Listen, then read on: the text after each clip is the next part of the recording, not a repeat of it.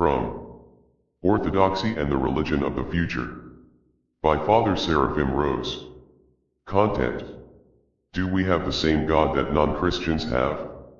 Hinduism. The power of the pagan gods. Hinduism's assault upon Christianity. The attractions of Hinduism. A war of dogma. Hindu places and practices. Evangelizing the West. The goal of Hinduism, the universal religion. A fakir's miracle and the prayer of Jesus. By Archimandrite Nicholas Drobiazhian. Other Eastern religions. Eastern meditation invades Christianity. Christian yoga. Christian Zen. Transcendental meditation. The new religious consciousness. The spirit of the Eastern cults in the 1970s. Hare Krishna in San Francisco. Guru Maharaj Ji at the Houston Astrodome. Tantric yoga in the mountains of New Mexico. Zen training in Northern California. The new spirituality vs. Christianity. The monotheistic religions. Do we have the same God that non-Christians have? By Father Basile Sakaz. The Hebrew and Islamic peoples, and Christians, these three expressions of an identical monotheism, speak with the most authentic and ancient, and even the boldest and most confident voices. Why should it not be possible that the name of the same God, instead of engendering irreconcilable opposition, should lead rather to mutual respect, understanding and peaceful coexistence? Should the reference to the same God, the same Father, without prejudice to theological discussion, not lead us rather one day to discover what is so evident, yet so difficult, that we are all sons of the same Father, and that, therefore, we are all brothers? Pope Paul VI, La Croix, August 11, 1970. On Thursday, April 2, 1970, a great religious manifestation took place in Geneva. Within the framework of the Second Conference of the Association of United Religions, the representatives of target religions were invited to gather in the Cathedral of St. Peter. This common prayer was based on the following motivation: the faithful of all these religions were invited to coexist in the cult of the same God. Let us then see if this assertion is valid in the light of the Holy Scriptures.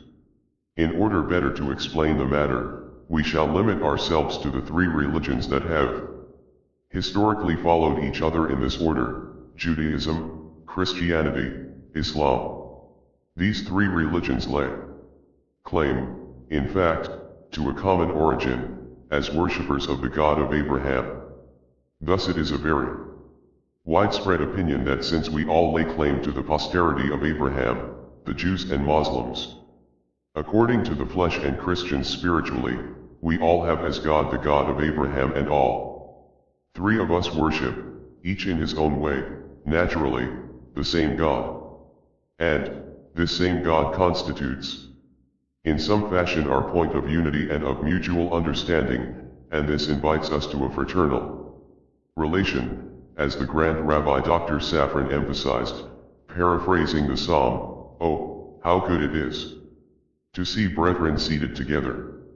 In this perspective, it is evident that Jesus Christ, God and man, the Son co-eternal with the Father, without beginning, his incarnation, his cross, his glorious resurrection, and his second and terrible coming become secondary details which cannot prevent us from fraternizing with those who consider him as a simple prophet, according to the Quran, or as the son of a prostitute, according to certain Talmudic traditions.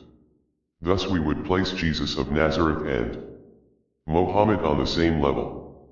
I do not know what Christian worthy of the name could admit this in his conscience.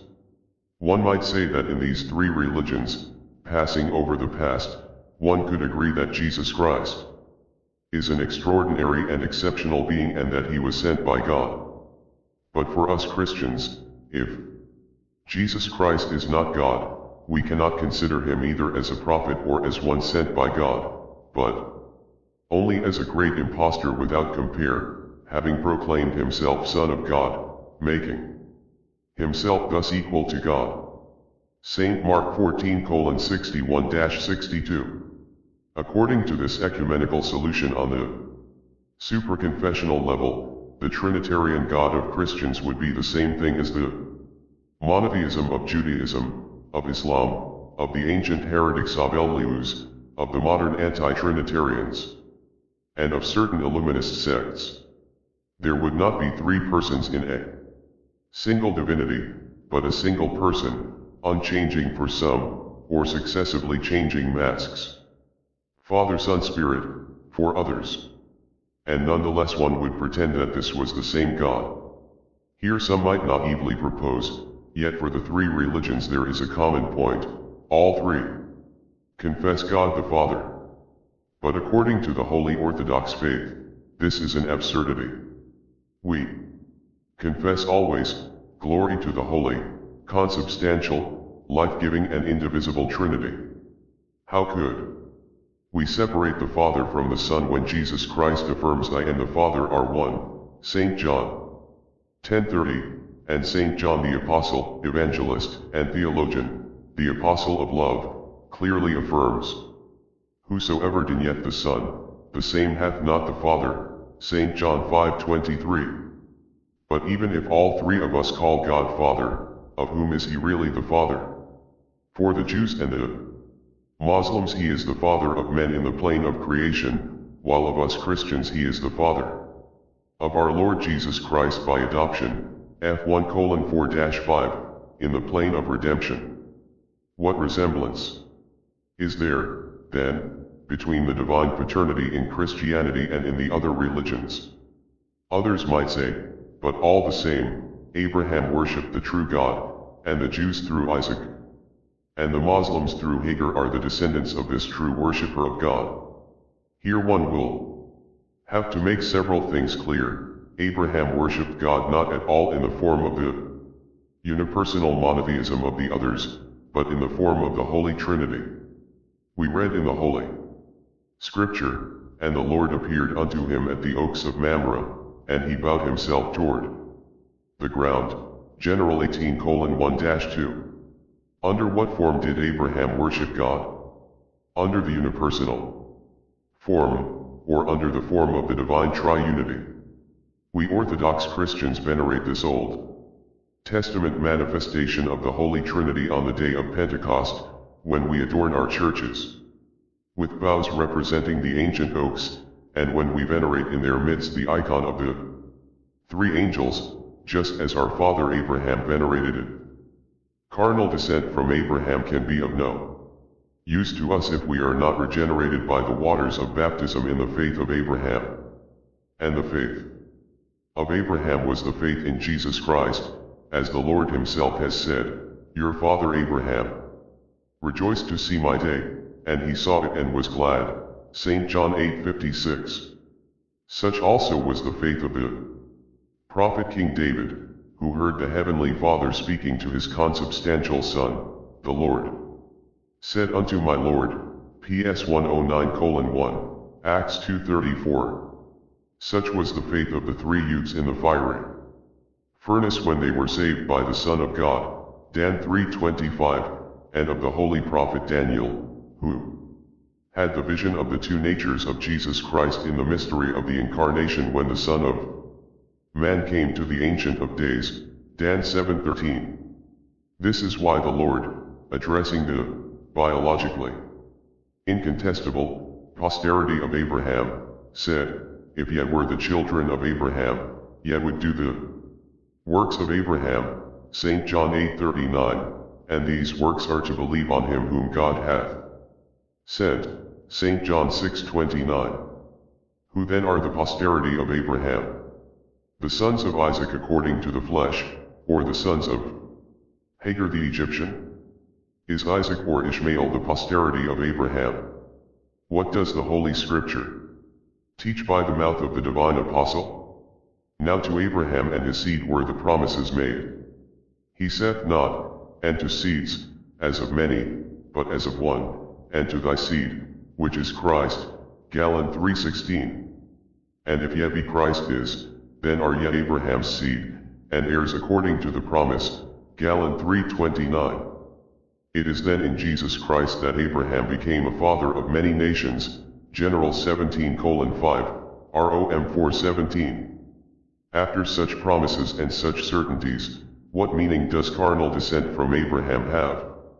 According to Holy Scripture, Isaac is considered as the seed or posterity, but only as the image of Jesus Christ. As opposed to Ishmael, the son of Hagar, General 16:1 ff, Isaac was born in the miraculous freedom of a sterile mother, in old age and against the laws of nature, similar to our Savior, who was miraculously born of a virgin. He climbed the hill of Moriah just as Jesus climbed Calvary, bearing on his shoulders the wood of sacrifice. An angel delivered Isaac from death, just as an angel rolled away the stone to show us that the tomb was empty, that the risen one was no longer there. At the hour of prayer, Isaac met Rebekah in the plain and led her into the tent of his mother Sarah, just as Jesus shall meet his church on the clouds in order to bring her into the heavenly mansions, the New Jerusalem, the much desired homeland. No, we do not in the least have the same God that non-Christians have. The sine qua non for knowing the Father is the Son. He that hath seen me hath seen the Father. No man cometh unto the Father, but by me. St. John 14:6-9. Our God is a God incarnate, whom we have seen with our eyes, and our hands have touched. 1 John 1:1. The immaterial became material for our salvation. As St. John Damascene says, and he has revealed himself in us. But when did he reveal himself? Among the present-day Jews and Muslims, so that we might suppose that they know God. If they have a knowledge of God outside of Jesus Christ, then Christ was incarnate, died, and rose in vain. No, they do not know the Father. They have conceptions about the Father, but every conception about God is an idol, because a conception is the product of our imagination, a creation of a God in our own image and likeness. For us Christians, God is inconceivable, incomprehensible, indescribable, and immaterial, as Saint Basil the Great says. For our salvation he became, to the extent that we are united to him, conceived, described and material, by revelation in the mystery of the incarnation of his Son. To him be the glory unto the ages of ages. Amen. And this is why Saint Cyprian of Carthage affirms that he who does not have the church for mother, does not have God for father. May God preserve us from the apostasy and from the coming of Antichrist, the preliminary signs of which are multiplying from day to day. May he preserve us from the great affliction which even the elect would not be able to bear without the grace of him who will cut short these days. And may he preserve us in the small flock, the remainder according to the election of grace, so that we like Abraham might rejoice at the light of his face, by the prayers of the most holy Mother of God and ever Virgin Mary, of all the heavenly hosts, the cloud of witnesses, prophets, martyrs, hierarchs, evangelists, and confessors who have been faithful unto death, who have shed their blood for Christ, who have begotten us by the gospel of Jesus Christ in the waters of baptism. We are their sons, weak, sinful, and unworthy, to be sure. But we will not stretch forth our hands toward a strange God. Amen. Father Basile Sakaz. La Foi Transmise, April 5, 1970. They sacrificed unto devils, not to God, to gods whom they knew not, to new gods that came newly up, whom your fathers feared not. Deuteronomy 32:17. The goddess Kali. Father, forgive them, for they know not what they do. Hinduism. The power of the pagan gods. Hinduism's assault upon Christianity. All the gods of the pagans are demons, Psalm 95:5. The following article comes from the experience of a woman who, after attending high school in a Roman Catholic convent, practiced Hinduism for 20 years until finally, by God's grace, she was converted to the Orthodox faith, finding the end of her search for truth in the Russian Church. Outside of Russia, she currently resides on the West Coast. May her words serve to open the eyes of those Orthodox Christians who might be tempted to follow the blind liberal theologians who are now making their appearance even in the Orthodox Church, and whose answer to the assault of neo-paganism upon the Church of Christ is to conduct a dialogue with its wizards and join them in worshipping the very gods of the pagans. The attractions of Hinduism. I was just 16 when two events set the course of my life. I came to Dominican Catholic convent in San Rafael, California, and encountered Christianity for the first time. The same year I also encountered Hinduism in the person of a Hindu monk, a Swami, who was shortly to become my guru or teacher. A battle had begun, but I wasn't to understand this for nearly 20 years. At the convent I was taught the basic truths of Christianity. Here lie the strength of the humble and a snare to the proud. St. James wrote truly, God resisteth the proud, and giveth grace to the humble, 4:6. And how proud I was, I wouldn't accept original sin and I wouldn't accept hell. And I had many arguments against them. One sister of great charity gave me the key when she said, pray for the gift of faith. But already the Swami's training had taken hold, and I thought it debasing to beg anyone, even God, for anything. But much later, I remembered what she had said. Years later, the seed of Christian faith that had been planted in me emerged from an endless sea of despair. In time the nature of the books that I brought back to school with me, all in plain covered wrappers, was discovered. Books like the Bhagavad Gita, the Upanishads, the Vedantasara, the Ashtavakra Samhita. In part my secret was out, but nothing much was said. No doubt the sisters thought it would pass, as indeed most of the intellectual conceits of young girls do. But one bold nun told me the truth. It's a very unpopular truth and one that is rarely heard today. She said that I would go to hell if I died in Hinduism after knowing the truth of Christianity. Saint Peter put it this way, for by whom a man is overcome, of the same also he is the slave.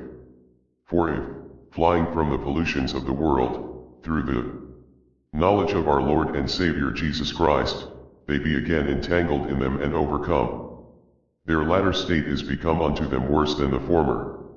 For it had been better for them not to have known the way of justice, than after they have known it, to turn back from that holy commandment which was delivered to them. 2 Peter 2:19-21. How I despised that sister for her bigotry. But if she were alive today I would thank her with all my heart. What she told me nagged as truth will, and it was to lead me finally to the fullness of holy orthodoxy. The important thing that I got at the convent was a measuring stick, and one day I would use it to discover Hinduism a fraud. The situation has changed so much since I was in school. What was an isolated case of Hinduism has developed into an epidemic. Now one must have an intelligent understanding of Hindu dogmatics if one is to prevent young Christians from committing spiritual suicide when they encounter Eastern religions. The appeal of Hinduism is full spectrum. There are blandishments for every faculty and appeals to every weakness, but particularly to pride.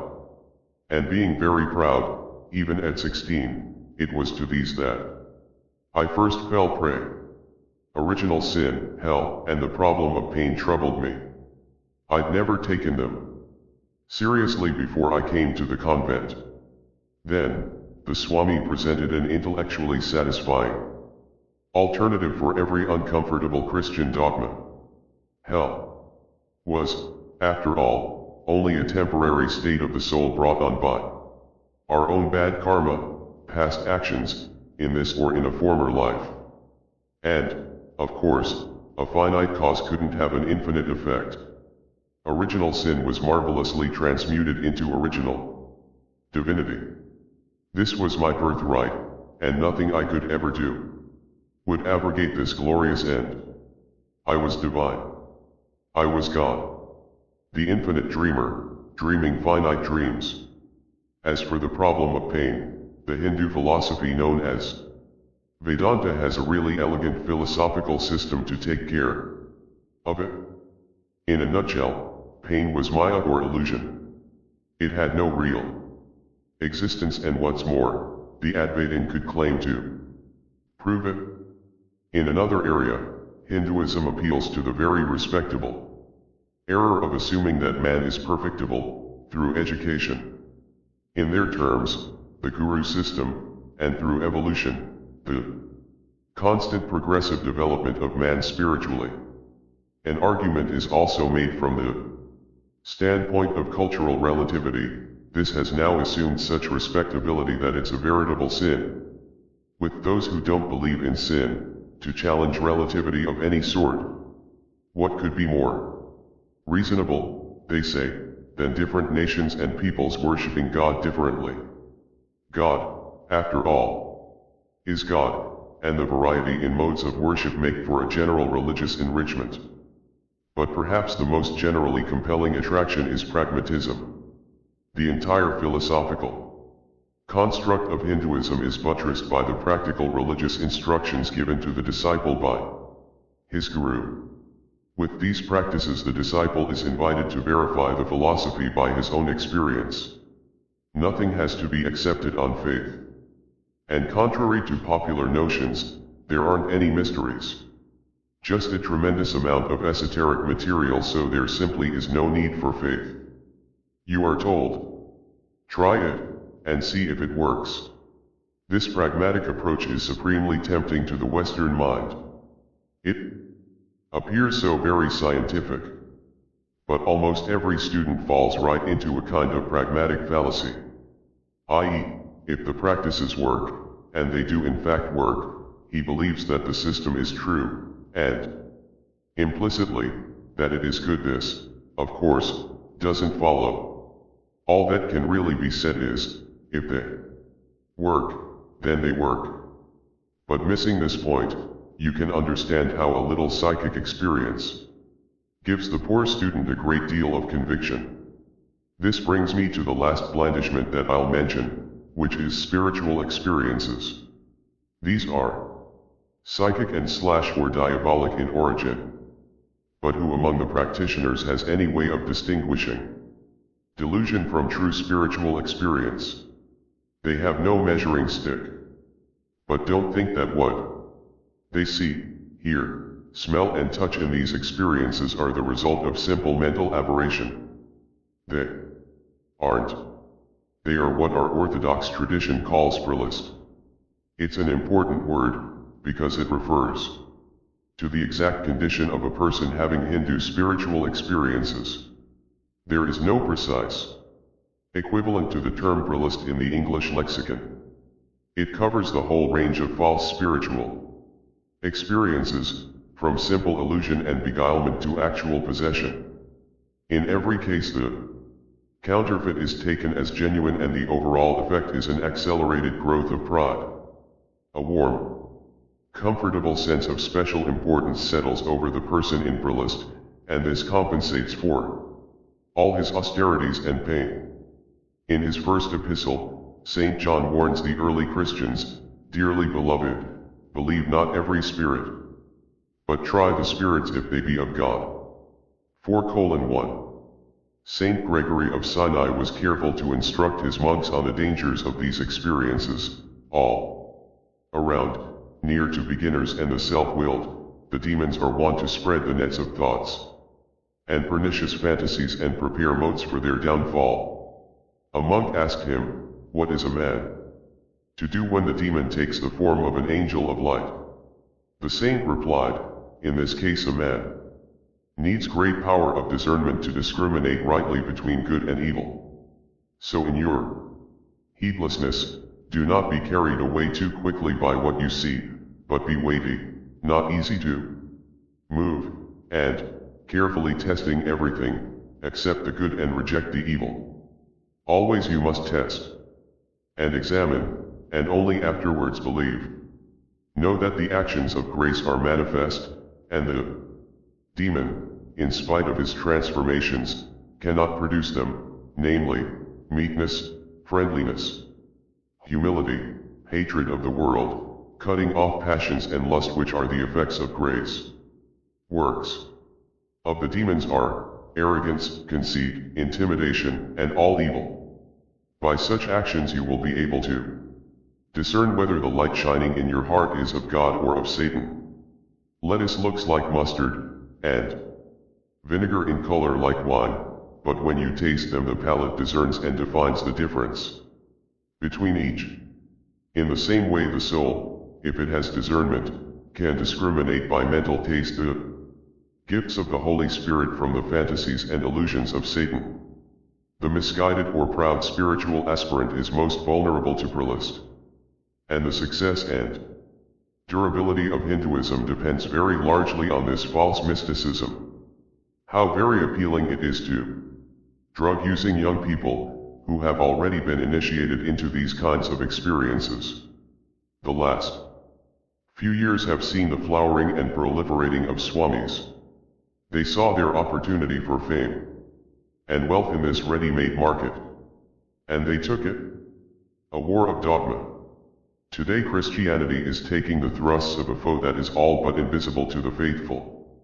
And if it can, it will pierce to the heart before declaring its name. The enemy is Hinduism, and the war being waged is a war of dogma. When Vedanta societies were founded in this country, around the turn of the century, first efforts were directed to establishing that there was no real difference between Hinduism and Christianity. Not only was there no conflict, but a good Christian would be a better Christian by studying and practicing the Vedanta. He would understand the real Christianity. In early lectures, the Swamis attempted to show that those ideas which seemed peculiar to Christianity, like the logos and the cross, really had their origin in India. And those ideas which seemed peculiar to Hinduism, like rebirth, transmigration of the soul, and samadhi, or trance, were also to be found in Christian scripture when it was properly interpreted. This kind of bait caught many sincere but misguided Christians. The early push was against what might be called sectarian dogmas, and for a so-called scientific religion based on a comparative study of all religions. Primary stress was always on this: there is no such thing as difference. All is one. All differences are just on the surface, they are apparent or relative, not real. All this is clear from published lectures that were delivered in the early 1900s. Today we are in great danger, because this effort was so very successful. Now common parlance has dogma a derisive term, but this scorn could not have originated with those who know that it refers to the most precious heritage of the Church. However, once the bad connotation became fixed, the timid, who never liked to be associated with the unpopular, began to speak of rigid dogma, which is redundant but bespeaks disapproval.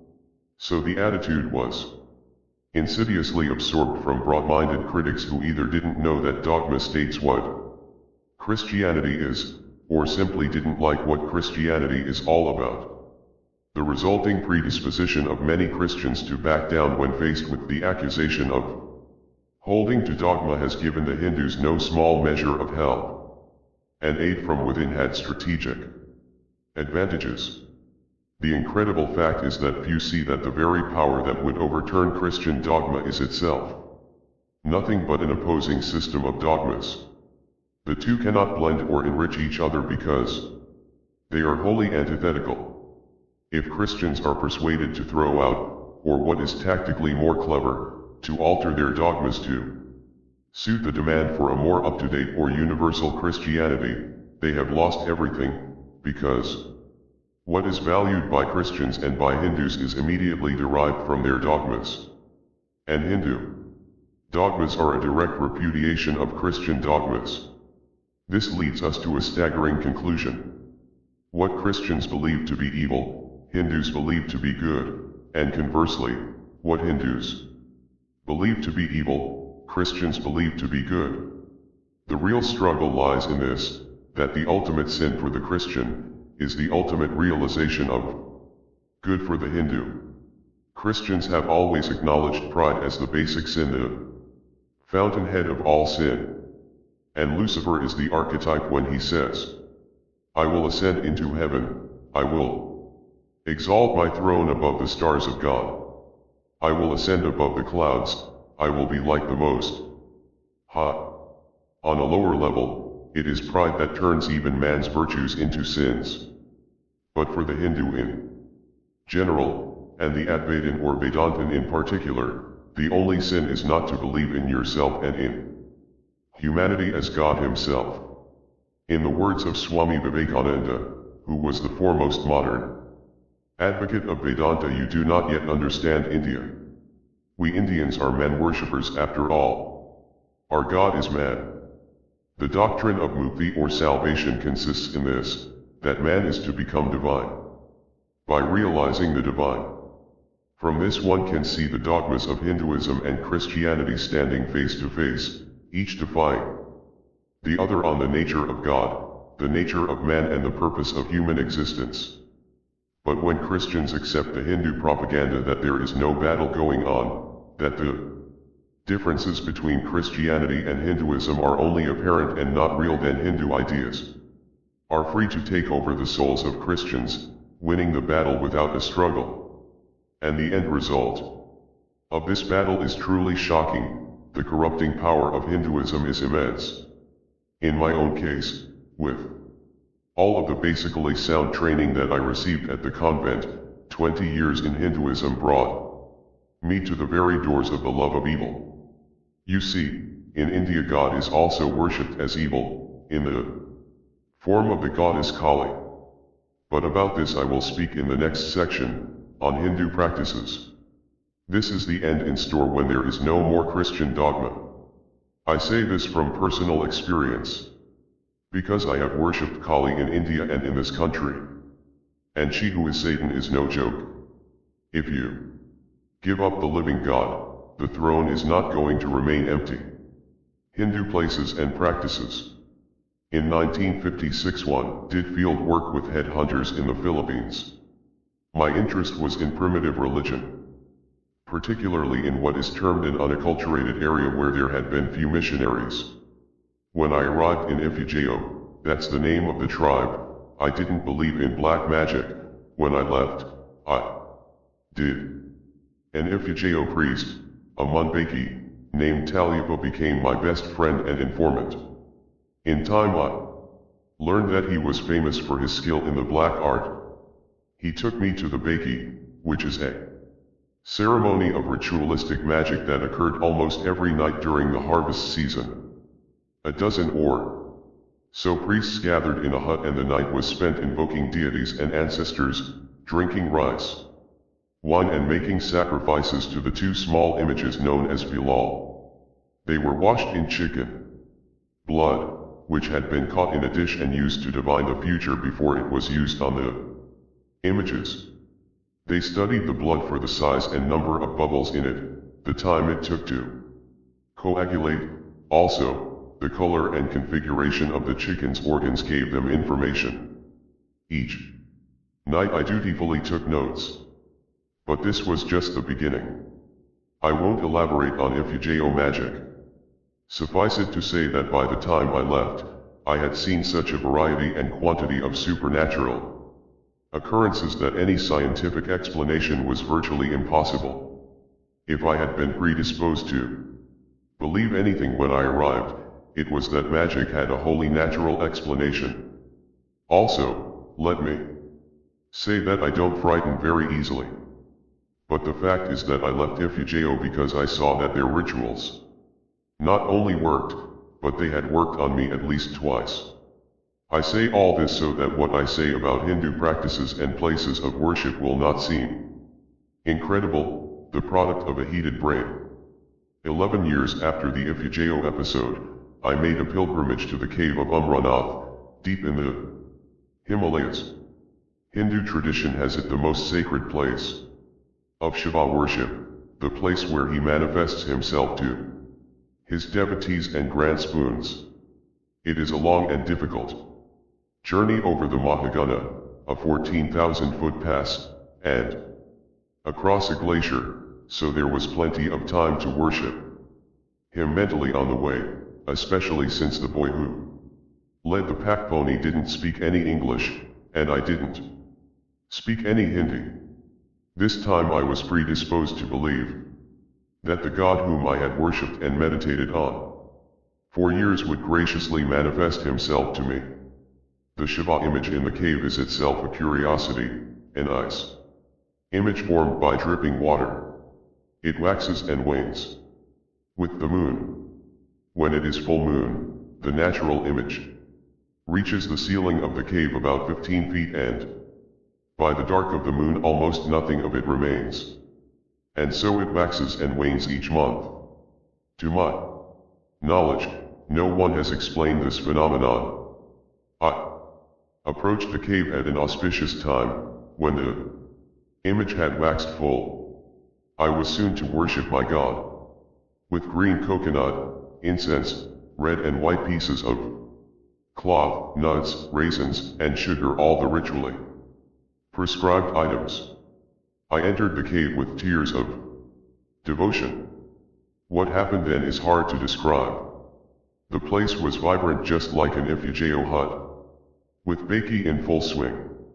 Stunned to find it a place of inexplicable wrongness, I left retching before the priest could finish making my offering to the great ice image. The facade of Hinduism had cracked when I entered the Shiva cave, but it was still some time before I broke free. During the interim, I searched for something to support the collapsing edifice, but found nothing.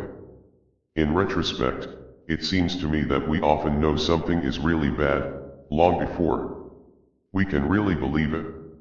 This applies to Hindu spiritual practices quite as much as it does to the so-called holy places. When a student is initiated by the guru, he is given a Sanskrit mantra, a personal magic formula, and specific religious practices. These are entirely esoteric and exist in the oral tradition. You won't find them in print, and you are very unlikely to learn about them from an initiate, because of the strong negative sanctions which are enforced to protect the secrecy. In effect, the guru invites his disciple to prove the philosophy by his own experience. The point is, these practices do in fact work. The student may get powers or siddhis.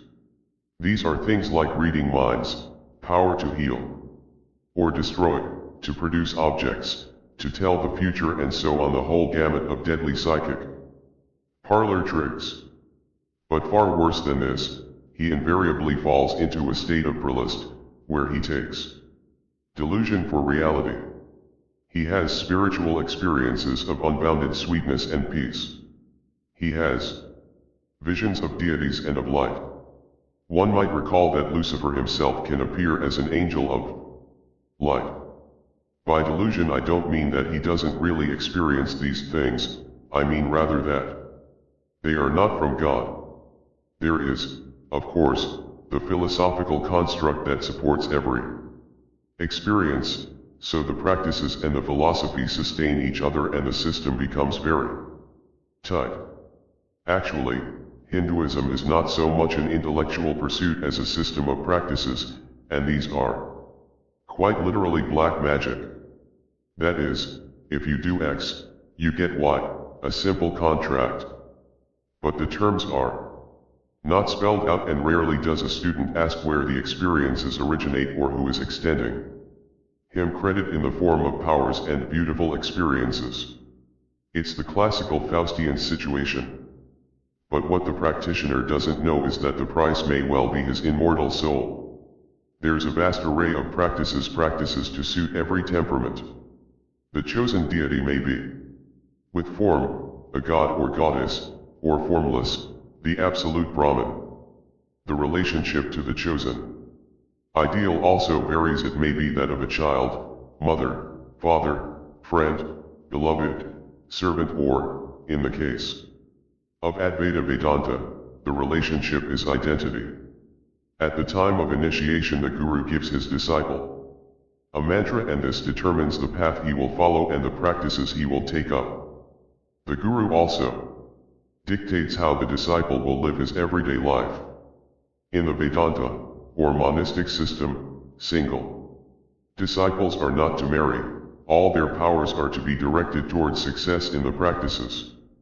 Nor is a sincere disciple a meat eater, because meat blunts the keen edge of perception. The guru is literally regarded as God himself. He is the disciple's redeemer. At base, the many spiritual exercises derive from only a few root practices. I'll just skim over them. First, there's idolatry. It may be the worship of an image or a picture, with offerings of light, camphor, incense, water and sweets. The image may be fanned with a yak tail, bathed, dressed and put to bed. This sounds very childish, but it is prudent not to underestimate the psychic experiences which they can elicit. Vedantic idolatry takes the form of self-worship, either mentally or externally, with all the ritualistic props. A common aphoristic saying in India epitomizes this self-worship. It is so ham, or I am he. Then there's japa, or the repetition of the Sanskrit mantra given to the disciple at his initiation. In effect, it's the chanting of a magic formula. Pranayama consists in breathing exercises used in conjunction with japa.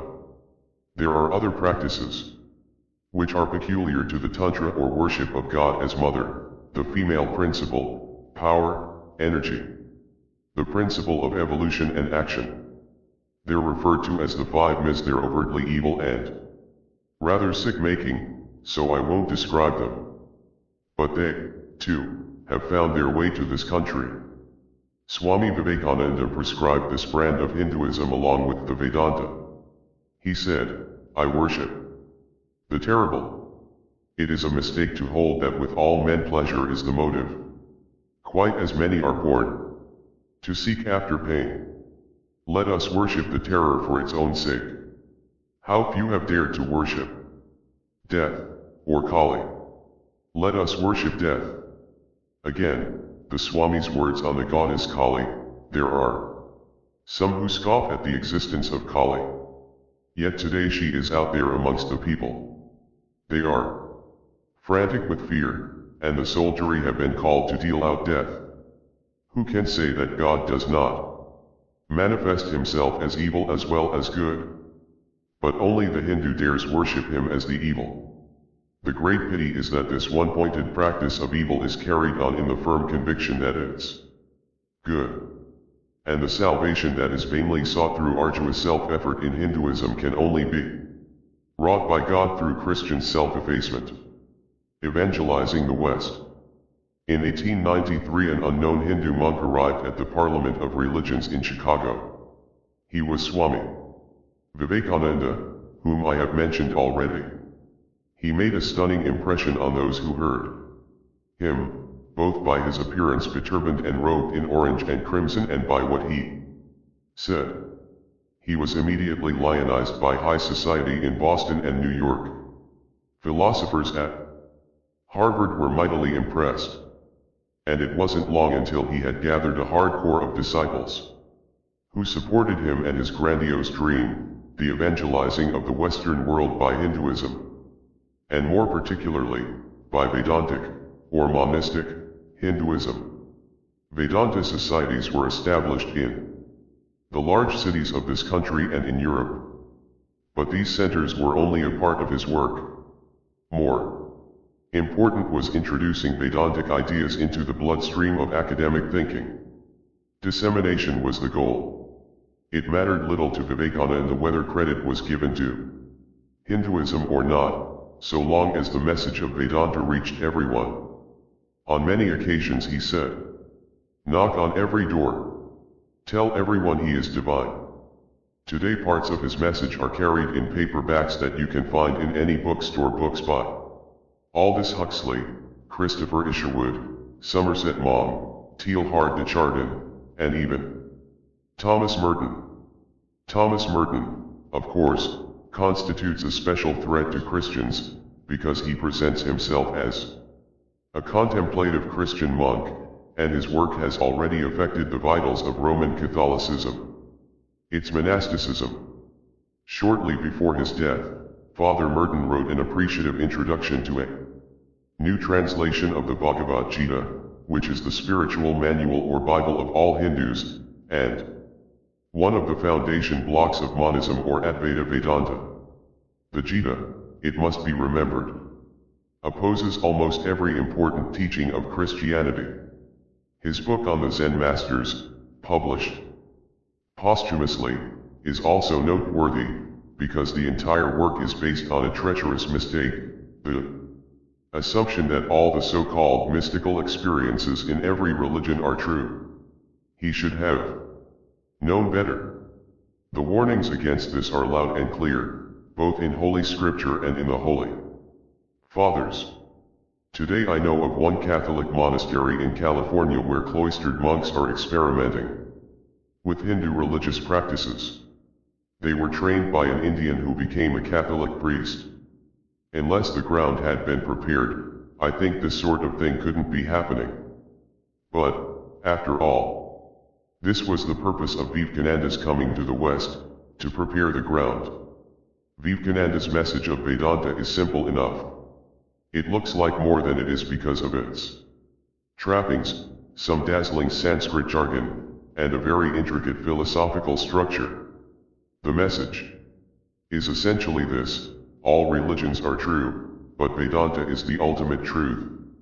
Differences are only a matter of levels of truth. In Vivekananda's words, man is not traveling from error to truth, but climbing up from truth to truth, from truth that is lower to truth that is higher. The matter of today is the spirit of the future. The worm of today, the God of tomorrow. The Vedanta rests on this, that man is God. So it is for man to work out his own salvation. Vivekananda put it this way: who can help the infinite? Even the hand that comes to you through the darkness will have to be your own. Vivekananda was canny enough to know that straight Vedanta would be too much for Christians to follow, right off the bat. But levels of truth provided a nice bridge to perfect ecumenism where there is no conflict because everyone is right. In the Swami's words, if one religion be true, then all the others also must be true. Thus the Hindu faith is yours as much as mine. We Hindus do not merely tolerate, we unite ourselves with every religion, praying in the mosque of the Mohammedan, worshipping before the fire of the Zoroastrian, and kneeling to the cross of the Christian. We know that all religions alike, from the lowest fetishism to the highest absolutism, are but so many attempts of the human soul to grasp and realize the infinite. So we gather all these flowers and, binding them together with the cords of love, make them into a wonderful bouquet of worship. Still, all religions were only steps to the ultimate religion, which was Advaita Vedanta. He had a special contempt for Christianity, which at best was a low truth, a dualistic truth. In private conversation he said that only a coward would turn the other cheek. But whatever he said about other religions, he always returned to the necessity of Advaita Vedanta. Art, science, and religion, he said, are but three different ways of expressing a single truth. But in order to understand this we must have the theory of Advaita. The appeal to today's youth is unmistakable. Vedanta declares the perfect freedom of every soul to be itself. It denies all distinction between sacred and secular, they are only different ways of expressing the single truth. And the sole purpose of religion is to provide for the needs of different temperaments, a god and a practice to suit everyone. In a word, religion is doing your own thing. All this may sound far-fetched, but Vivekananda did an effective job. Now I'll show how successful he was in introducing these Hindu ideas into Roman Catholicism, where his success has been the most striking. Swami Vivekananda first came to America to represent Hinduism at the 1893 Parliament of Religions.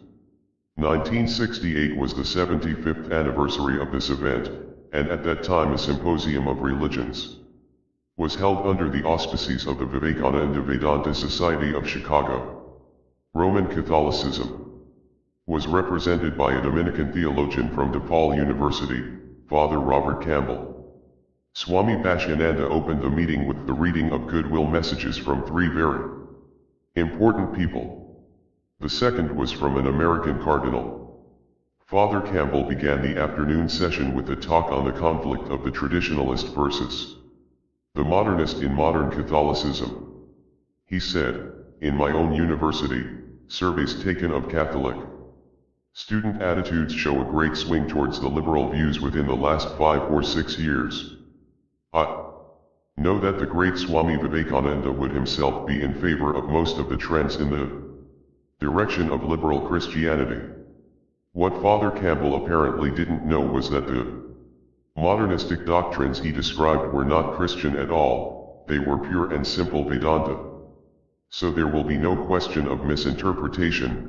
I shall quote the Father's words on the modernists' interpretation of 5 issues, just as they appeared in 3 international journals, the Prabuddha Varada published in Calcutta, the Vedanta Keshari published in Madras and Vedanta and the West, published in London. On doctrines, truth is a relative thing. These doctrines and dogmas, i.e., the nature of God, how man should live, and the afterlife, are not fixed things, they change, and we are coming to the point where we deny some things that we formerly affirmed as sacred truths. On God, Jesus is divine, true, but any one of us can be divine. As a matter of fact, on many points, I think you will find the liberal Christian outlook is moving in the direction of the East in much of its philosophy, both in its concept of an impersonal God and in the concept that we are all divine. On original sin, this concept is very offensive to liberal Christianity, which holds that man is perfectible by training and proper education. On the world, the liberal affirms that it can be improved and that we should devote ourselves to building a more humane society instead of pining to go to heaven. On other religions, the liberal group says, don't worry about the old-fashioned things such as seeking converts, etc., but let us develop better relations with other religions. So says Father Campbell for the modernistic Catholics. The modernist has been led like a child by the generous offer of higher truth, deeper philosophy, and greater sublimity which can be had by merely subordinating the living Christ to modern man. Here, then, we see the spectacular success of Hinduism, or Swami Vivekananda, or the power behind Vivekananda. It's made a clean sweep of Roman Catholicism. Her watchdogs have taken the thief as the friend of the master, and the house is made desolate before their eyes. The thief said, "Let us have interfaith understanding," and he was through the gate. And the expedient was so simple. The Christian Hindus, the Swamis, had only to recite the Vedanta philosophy using Christian terms. But the Hindu Christians, the modernistic Catholics, had to extrapolate their religion to include Hinduism. Then necessarily, truth became error, and error, truth. Alas, some would now drag the Orthodox Church into this desolate house. But let the modernists remember the Words of Isaiah, woe unto them that call evil good and good evil, that put darkness for light, and light for darkness, that put bitter for sweet and sweet for bitter. Woe unto them that are wise in their own eyes, and prudent in their own sight. Is 5:20-21. The goal of Hinduism, the universal religion. I was amazed to see the inroads that Hinduism had made during my absence from Christianity. It may seem odd that I discovered these changes all at once. This was because my guru held dominion over my every action, and all this time I was, quite literally, cloistered, even in the world. The Swami's severe injunctions kept me from reading any Christian books or speaking with Christians.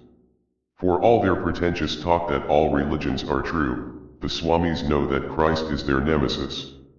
So for 20 years I was totally immersed in the study of Oriental philosophy and in the practice of its disciplines.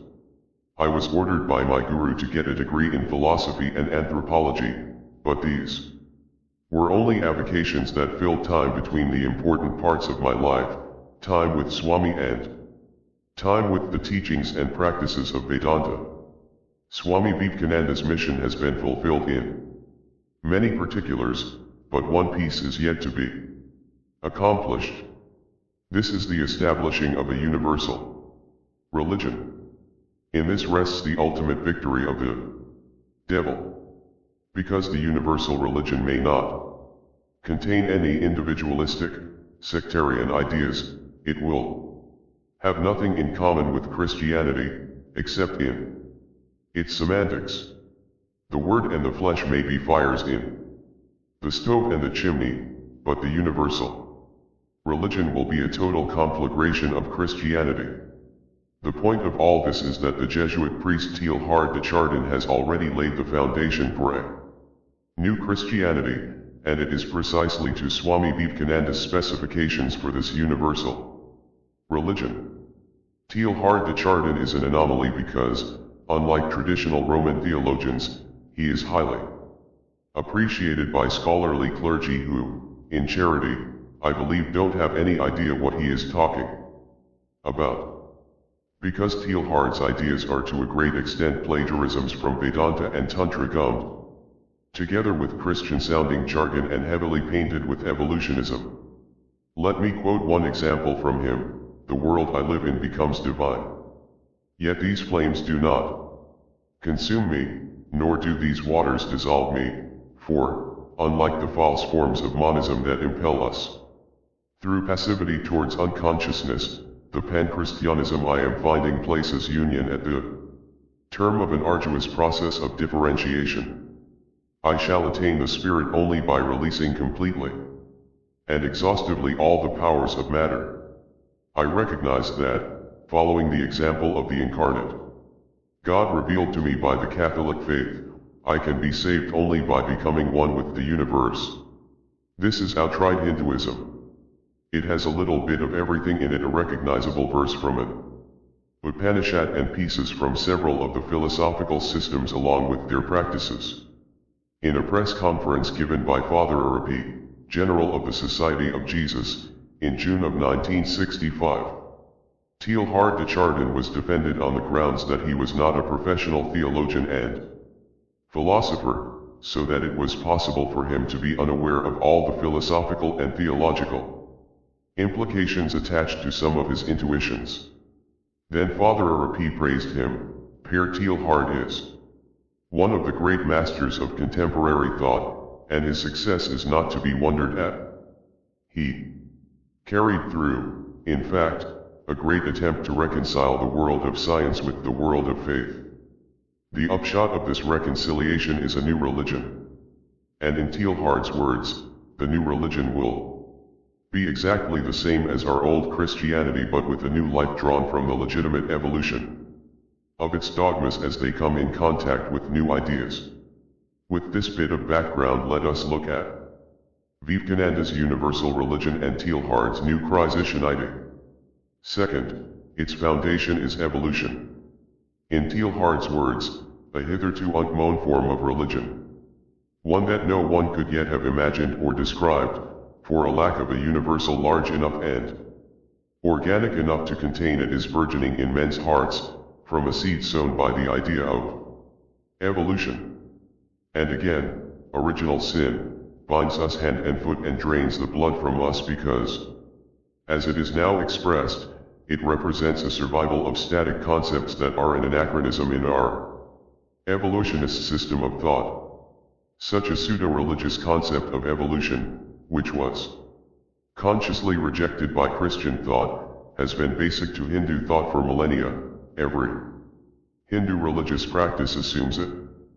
Third, the universal religion will not be built around any particular personality, but will be founded on eternal principles.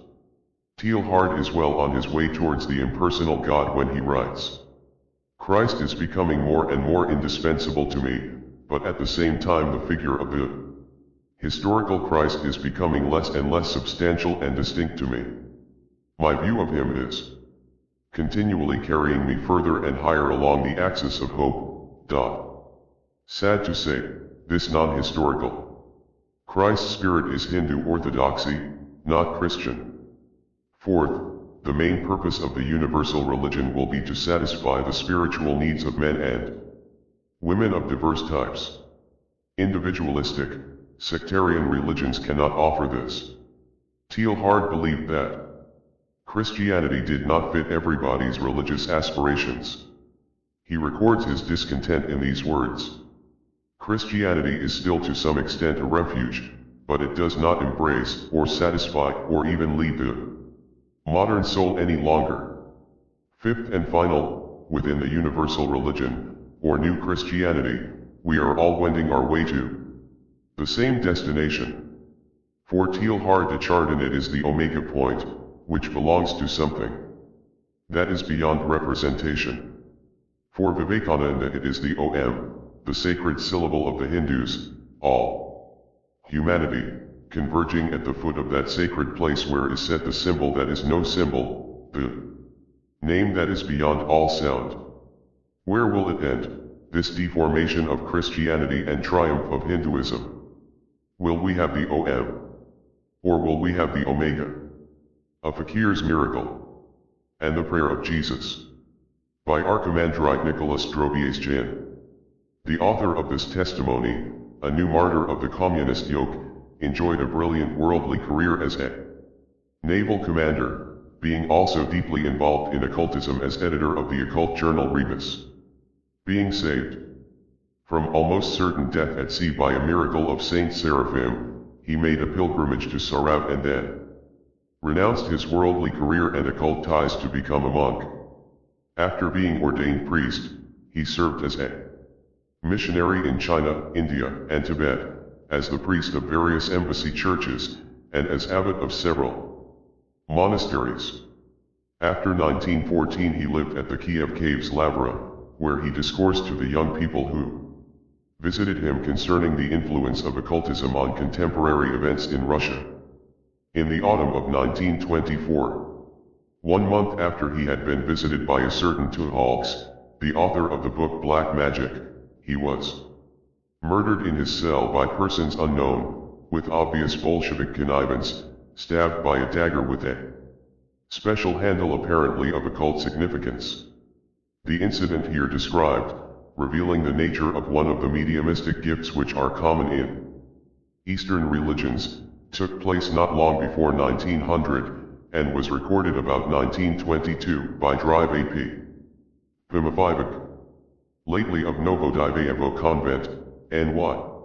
Russian text in Orthodox Life, 1956, No. 1.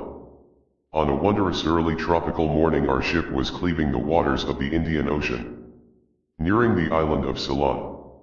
The lively faces of the passengers, for the most part Englishmen with their families who were traveling to their posts or on business in their Indian colony, looked avidly in the distance, seeking out with their eyes the enchanted isle, which for practically all of them had been bound up since childhood with so much that was interesting and mysterious in the tales and descriptions of travelers.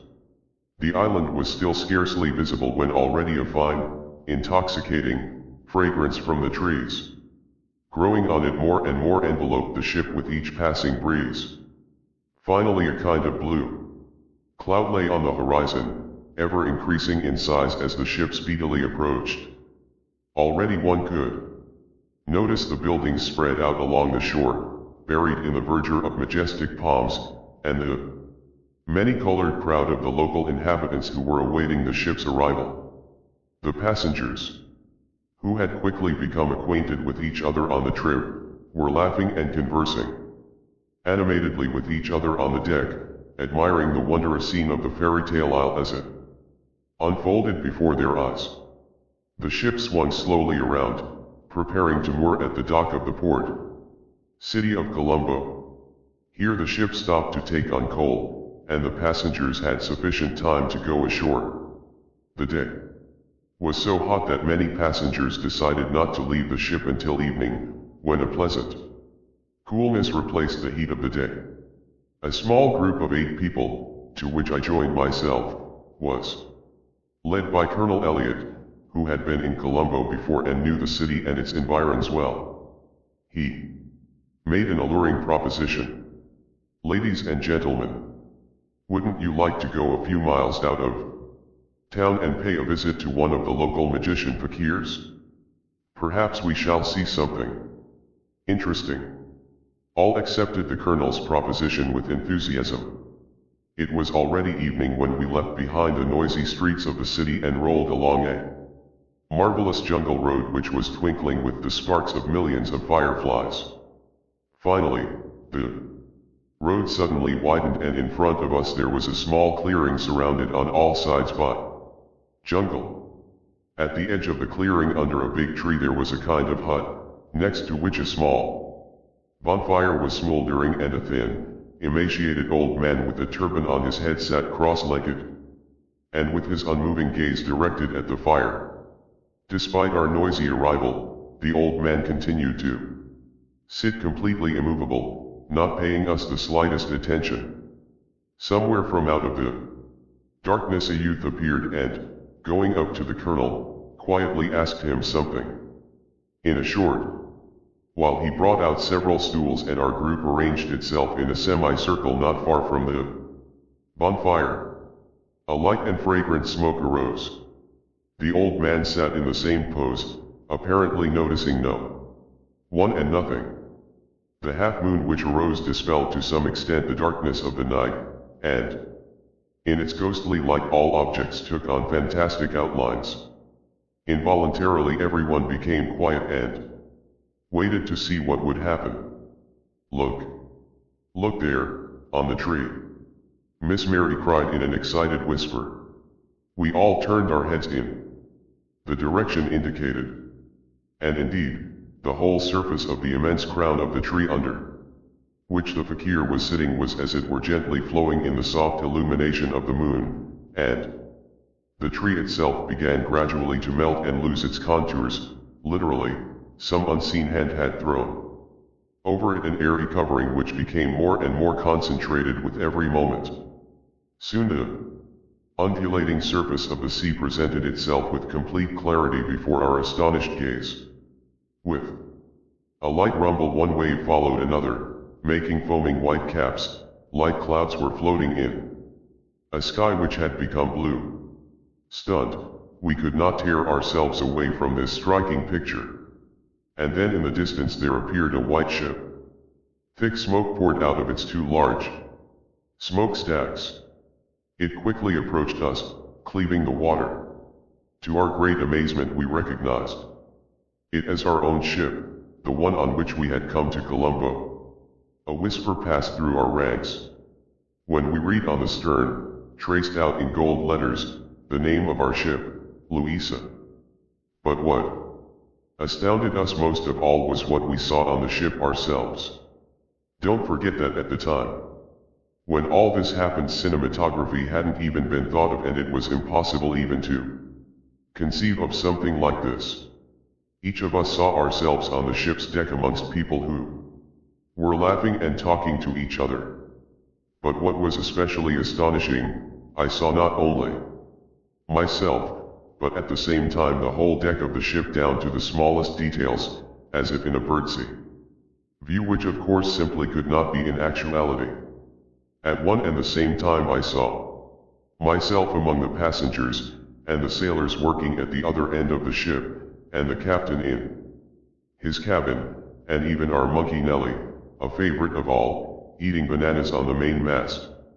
All my companions at the same time, each in his own way, were greatly excited at what they were seeing, expressing their emotions with soft cries and excited whispers. I had completely forgotten that I was a priest monk and, it would seem, had no business at all participating in such a spectacle. The spell was so powerful that both the mind and the heart were silent. My heart began to beat painfully in alarm. Suddenly I was beside myself. A fear took hold of my whole being. My lips began to move and say, "Lord Jesus Christ, Son of God, have mercy on me, a sinner." Immediately I felt relieved. It was just as if some mysterious chains which had bound me began to fall away. The prayer became more concentrated, and with it my peace of soul returned. I continued to look at the tree, and suddenly, as if pursued by the wind, the picture became clouded and was dispersed. I saw nothing more except the big tree, illuminated by the light of the moon, and likewise the fakir sitting in silence by the bonfire, while my companions continued to express what they were experiencing while gazing at the picture, which for them had not been broken off. But then something apparently happened to the fakir also. He reeled to the side. The youth ran up to him in alarm. The seance was suddenly broken up. Deeply moved by everything they had experienced, the spectators stood up, animatedly sharing their impressions and not understanding at all why the whole thing had been cut off so sharply and unexpectedly. The youth explained it as owing to the exhaustion of the fakir, who was sitting as before, his head down, and paying not the slightest attention to those present. Having generously rewarded the fakir through the youth for the opportunity to be participants of such an astonishing spectacle, our group quickly got together for the trip back. While starting out, I involuntarily turned back once more in order to imprint in my memory the whole scene, and suddenly I shuddered from an unpleasant feeling. My gaze met the gaze of the fakir, which was full of hatred. It was but for a single instant, and then he again assumed his habitual position, but this glance once and for all opened my eyes to the realization of whose power it was that had produced this miracle. Eastern spirituality is by no means limited to such mediumistic tricks as this fakir practiced. We shall see some of its more sincere aspects in the next chapter. Still, all the power that is given to the practitioners of Eastern religions comes from the same phenomenon of mediumism, whose central characteristic is a passiveness before spiritual reality that enables one to enter into contact with the gods of the non-Christian religions. This phenomenon may be seen in Eastern meditation, even when it may be given the name of Christian, and perhaps even in those strange gifts, which in our days of spiritual decline are mislabeled charismatic. Other Eastern religions. Eastern meditation invades Christianity. As an answer to the question of the possibility of a dialogue of Orthodox Christianity with the various non-Christian religions, the reader has been presented the testimony of 3 Orthodox Christians who confirm, on the basis of Orthodox doctrine and their own experience, what the Orthodox Church has always taught, that Orthodox Christians do not at all have the same God as the so-called monotheists who deny the Holy Trinity, that the gods of the pagans are in fact demons, and that the experiences and powers which the pagan gods can and do provide are satanic in nature. All this in no way contradicts the words of St. Peter, that God is no respecter of persons, but in every nation he that feareth him and worketh righteousness is acceptable to him. Acts 10:34-5, or the words of St. Paul, that God in times past suffered all nations to walk in their own ways. Nevertheless he left not himself without witness, in that he did good, and gave us rain from heaven, and fruitful seasons, filling our hearts with food and gladness. Acts 14:16-17. Those who live in the bondage of Satan, the prince of this world, John 12:31, in darkness which is unenlightened by the Christian gospel, are judged in the light of that natural testimony of God, which every man may have, despite this bondage. For the Christian, however, who has been given God's revelation, no dialogue is possible with those outside the faith. Be ye not unequally yoked with unbelievers, for what fellowship hath righteousness with unrighteousness? And what communion hath light with darkness? And what concord hath Christ with Belial? Or what part hath he that believeth with an infidel? Wherefore, come out from among them, and be ye separate, saith the Lord. 2 Cor 6:14-17. The Christian calling is rather to bring the light of Orthodox Christianity to them, even as St. Peter did to the God-fearing household of Cornelius the centurion, Acts 10:34-48, in order to enlighten their darkness, and join them to the chosen flock of Christ's church. All of this is obvious enough to Orthodox Christians who are aware of and faithful to the truth of God's revelation in the Church of Christ. But many who consider themselves Christians have very little awareness of the radical difference between Christianity and all other religions, and some who may have this awareness have very little discernment in the area of spiritual experiences, a discernment that has been practiced and handed down in Orthodox patristic writings and lives of saints for nearly 2,000 years. In the absence of such awareness and discernment, the increasing presence of Eastern religious movements in the West, especially in the past decade or two, has caused great confusion in the minds of many would-be Christians. The case of Thomas Merton comes immediately to mind, a sincere convert to Roman Catholicism and Catholic monasticism some 40 years ago, long before the radical reforms of Vatican II. He ended his days proclaiming the equality of Christian religious experiences and the experience of Zen Buddhism and other pagan religions. Something has entered the air in these past 2 decades or so that has eroded whatever remained of a sound Christian outlook in Protestantism and Roman Catholicism, and now is attacking the Church itself, Holy Orthodoxy. The dialogue with non-Christian religions is a result rather than a cause of this new spirit. In this chapter we shall examine some of the Eastern religious movements which have been influential in the 1970s, with special emphasis on the attempts to develop a syncretism of Christianity and Eastern religions, particularly in the realm of spiritual practices. Such attempts, more often than not, cite the Philokalia and the Eastern Orthodox tradition of contemplative prayer as being more kin to Eastern spiritual practices than anything that exists in the West. It is time enough, then, to point out clearly the great abyss that exists between Christian and non-Christian spiritual experience, and why the religious philosophy that underlies this new syncretism is false and dangerous. Christian yoga.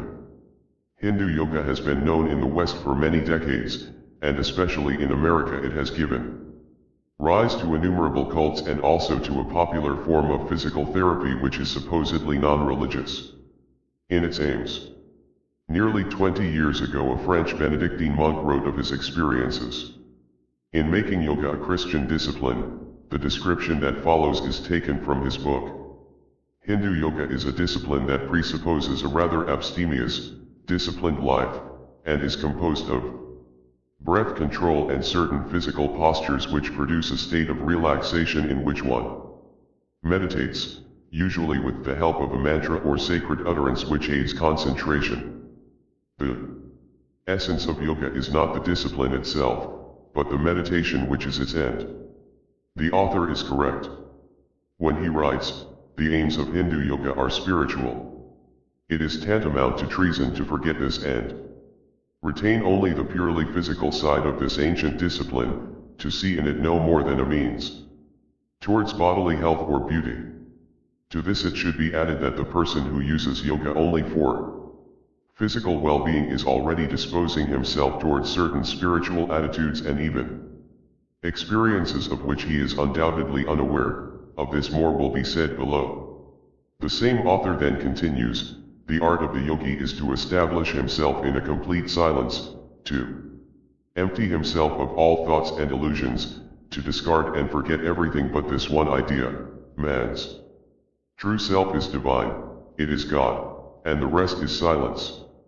This idea, of course, is not Christian but pagan, but the aim of Christian yoga is to use the technique of yoga for a different spiritual end, for a Christian meditation. The object of the yoga technique, in this view, is to make one relaxed, content unthinking, and passive or receptive to spiritual ideas and experiences. As soon as you have taken up the posture, you will feel your body relaxing and a feeling of general well-being will establish itself in you. The exercises produce an extraordinary sense of calm. To begin with, one gets the feeling of a general unwinding, of a well-being taking hold, of a euphoria that will, and in fact does, last. If one's nerves have been tense and overstrung, the exercises calm them, and fatigue disappears in a little time. The goal of all the yogi's efforts is to silence the thinking self in him by shutting his eyes to every kind of enticement. The euphoria which yoga brings could well be called a state of health that allows us to do more and do it better on the human plane to begin with, and on the Christian religious, spiritual plane afterwards. The most apt word to describe it is contentedness, a contentedness that inhabits body and soul and predisposes us toward the spiritual life. One's whole personality can be changed by it. Hatha yoga influences character to the good. One man, after some weeks of practice, admits he no longer knows himself, and everyone notices a change in his bearing and reaction. He is gentler and more understanding. He faces experience calmly. He is content. His whole personality has been altered and he himself feels it steadying and opening out. From this there arises an almost permanent condition of euphoria, of contentedness. But all of this is only a preparation for a spiritual aim, which begins to make itself felt in a very short time. By becoming contemplative in a matter of weeks, my prayer had been given a particular and novel cast. Becoming extraordinarily calm, the author notices the ease I felt in entering into prayer, in concentrating on a subject. One becomes more receptive to impulses and promptings from heaven. The practice of yoga makes for increased suppleness and receptivity, and thus for openness to those personal exchanges between God and the soul that mark the way of the mystical life. Even for the apprentice yogi, prayer becomes sweet and embraces the whole of man. One is relaxed and ready to tremble at the touch of the Holy Ghost, to receive and welcome what God in His goodness thinks fit to let us experience. We shall be making our being ready to be taken, to be seized, and this is surely one of the forms, in fact the highest of Christian contemplation. Every day the exercises, and indeed the whole ascetic discipline of my yoga, make it easier for the grace of Christ to flow in me. I feel my hunger for God growing, and my thirst for righteousness, and my desire to be a Christian in the full strength of the Word. Anyone who understands the nature of burlesque or spiritual deception will recognize in this description of Christian yoga precisely the characteristics of those who have gone spiritually astray, whether into pagan religious experiences or sectarian Christian experiences. The same striving for holy and divine feelings, the same openness and willingness to be seized by a spirit, the same seeking not for God but for spiritual consolations, the same self-intoxication which is mistaken for a state of grace, the same incredible ease with which one becomes contemplative, or mystical, the same mystical revelations and pseudo-spiritual states. These are the common characteristics of all who are in this particular state of spiritual deception. But the author of Christian Yoga, being a Benedictine monk, adds some particular meditations which reveal him as fully in the spirit of the Roman Catholic meditation of recent centuries, with its free play of fantasies on Christian themes. Thus, for example, having meditated on a theme of the Christmas Eve Mass, he begins to see the child in the arms of his mother, eye gaze, nothing more. Pictures, ideas, associations of ideas, Savior King light halo shepherd child light again, come one after the other, march past. All these pieces of a sacred puzzle taken together arouse one idea in me. A silent vision of the whole mystery of Christmas. Anyone with the slightest knowledge of Orthodox spiritual discipline will see that this pitiable Christian yogi has fallen handily into a trap set by one of the lesser demons that lie in wait for the seeker of spiritual experiences. He has not even seen an angel of light, but has only given way to his own religious fancies, the product of a heart and mind totally unprepared for spiritual warfare and the deceptions of the demons. Such meditation is being practiced today in a number of Roman Catholic convents and monasteries. The fact that the book concludes with an article by the French translator of the Philokalia, together with excerpts from the Philokalia, only reveals the abyss that separates these dilettantes from the true spirituality of Orthodoxy, which is totally inaccessible to the modern wise men who no longer understand its language. A sufficient indication of the author's incompetence in understanding the Philokalia is the fact that he gives the name prayer of the heart, which in Orthodox tradition is the highest mental prayer, acquired by very few only after many years of ascetic struggle and being humbled by a true God-bearing elder, to the easy trick of reciting syllables in rhythm with the heartbeat. We shall comment more fully below on the dangers of this Christian yoga when noting what it possesses in common with other forms of Eastern meditation which are being offered to Christians today. Christian Zen, an Eastern religious practice on a more popular level, is offered in the book of an Irish Catholic priest, William Johnston, Christian Zen. The author starts from basically the same place as the author of Christian Yoga, a feeling of dissatisfaction with Western Christianity, a desire to give it a dimension of contemplation or meditation. Many people, discontented with old forms of prayer, discontented with the old devotions that once served so well, are looking for something that will satisfy the aspirations of the modern heart. Contact with Zen has opened up new vistas, teaching me that there are possibilities in Christianity I never dreamed of. One may practice Zen as a way of deepening and broadening his Christian faith. The technique of Japanese Zen is very similar to that of Indian yoga, from which it is ultimately derived, although it is rather simpler. There is the same basic posture, but not the variety of postures of yoga, breathing technique, the repetition of a sacred name if desired, as well as other techniques peculiar to Zen. The aim of these techniques is the same as that of yoga, to abolish rational thinking and attain a state of calm, silent meditation. The sitting position impedes discursive reasoning and thinking and enables one to go down to the center of one's being in imageless and silent contemplation, to a deep and beautiful realm of psychic life, to deep interior silence. The experience thus attained is somewhat similar to that achieved by taking drugs, for people who have used drugs understand a little about Zen, since they have been awakened to the realization that there is a depth in the mind worth exploring. And yet this experience opens up by a new approach to Christ, an approach that is less dualistic and more oriental, even absolute.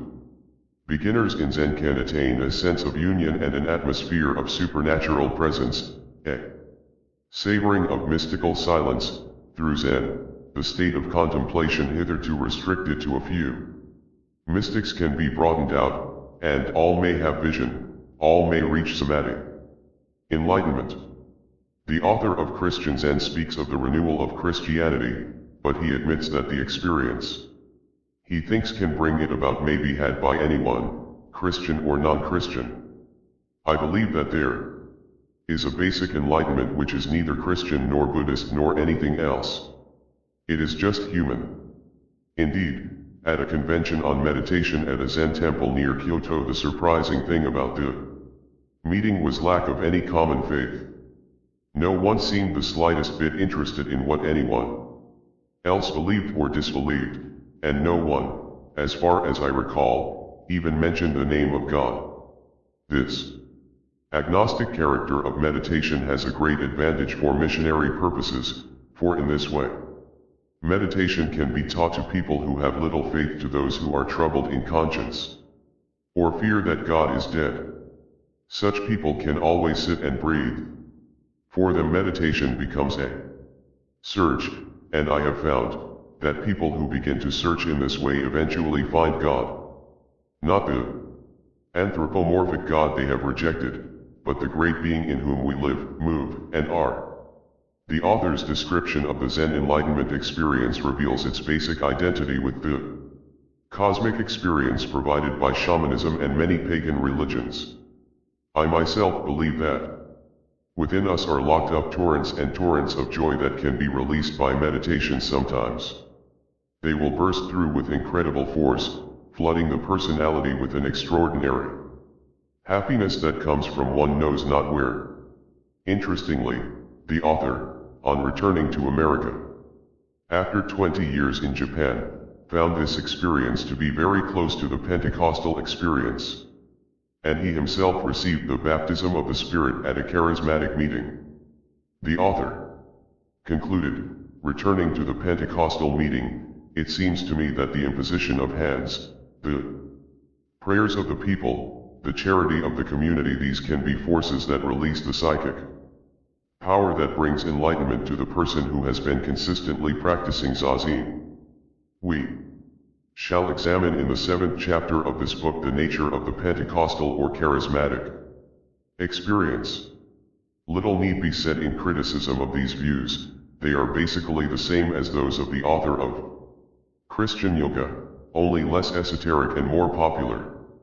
Anyone who believes that the agnostic, pagan experience of Zen can be used for a contemplative renewal within Christianity surely knows nothing whatever of the great contemplative tradition of Orthodoxy, which presupposes burning faith, true belief, and intense ascetic struggle, and yet the same author does not hesitate to drag the Philokalia and the great Orthodox schools into his narrative, stating that they also lead to the condition of contemplative silence and peace and are an example of Zen within the Christian tradition, and he advocates the use of the prayer of Jesus during Zen meditation for those who wish this.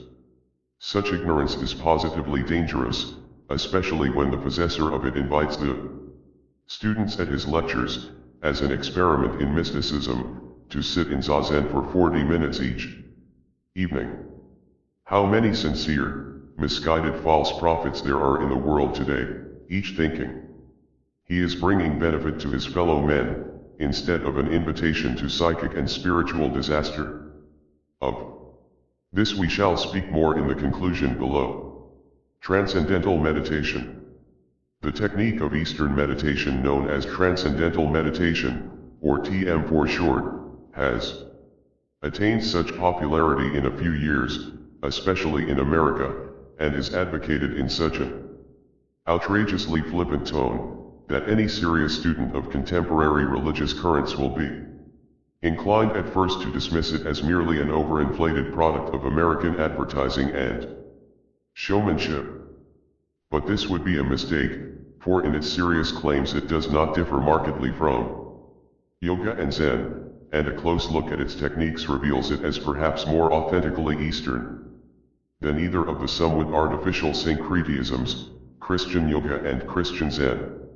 According to one standard account of this movement, transcendental meditation was brought to America, where it has had its most spectacular success, by a rather unorthodox Indian yogi, Maharishi Mahesh Yogi, and began to grow noticeably about 1961.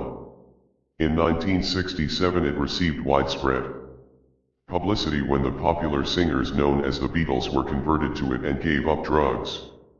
But they soon abandoned the movement, although they continued to meditate, and the Maharishi hit his low point the next year when his American tour, together with another convert singing group, called the Beach Boys, was abandoned as a financial failure. The movement itself, however, continued to grow. By 1971 there were some 100,000 meditators following it, with 2,000 specially trained instructors, making it already by far the largest movement of Eastern spirituality in America. In 1975 the movement reached its peak, with about 40,000 trainees a month and upwards of 600,000 followers in all. During these years it was widely used in the army, public schools, prisons, hospitals, and by church groups, including parishes of the Greek Archdiocese in America, as a supposedly neutral form of mental therapy which is compatible with any kind of religious belief or practice. The TM course is one especially tailored to the American way of life and has been sympathetically called the course in how to succeed spiritually without really trying. The Maharishi himself calls it a technique which is just like brushing your teeth. The Maharishi has been strongly criticized by other Hindu yogis for cheapening the long tradition of yoga in India by making this esoteric practice available to the masses for money. The charge in 1975 was $125 for the course, $65 for college students, and progressively less for high school, junior high school, and very young children. In its aims, presuppositions, and results, TM does not differ markedly from Christian yoga or Christian Zen. It differs from them chiefly in the simplicity of its techniques and of its whole philosophy, and in the ease with which its results are obtained. Like them, TM does not require any belief, understanding, moral code, or even agreement with the ideas and philosophy. It is a technique pure and simple, which is based on the natural tendency of the mind to move toward greater happiness and pleasure. During transcendental meditation your mind is expected to follow whatever is most natural and most pleasant. Transcendental meditation is a practice first and a theory afterwards. It is essential at the beginning that an individual does not think intellectually at all. The technique which the Maharishi has devised is invariably the same at all TM centers throughout the world. After 2 introductory lectures, one pays the fee and then comes for initiation, bringing with him a seemingly strange collection of articles, always the same: 3 pieces of sweet fruit, at least 6 fresh flowers, and a clean handkerchief. These are placed in a basket and taken to the small initiation room, where they are placed on a table before a portrait of the Maharishi's guru, from whom he received his initiation into yoga. On the same table a candle and incense are burning. The disciple is alone in the room with his teacher, who is himself required to have received initiation and to have been instructed by the Maharishi personally. The ceremony before the portrait lasts for half an hour and is composed of soft singing in Sanskrit, with meaning unknown to the initiate, and a chanting of the names of past masters of yoga. At the end of the ceremony the initiate is given a mantra, a secret Sanskrit word which he is to repeat ceaselessly during meditation, and which no one is to know except his teacher. The English translation of this ceremony is never revealed to initiates. It is available only to teachers and initiators themselves.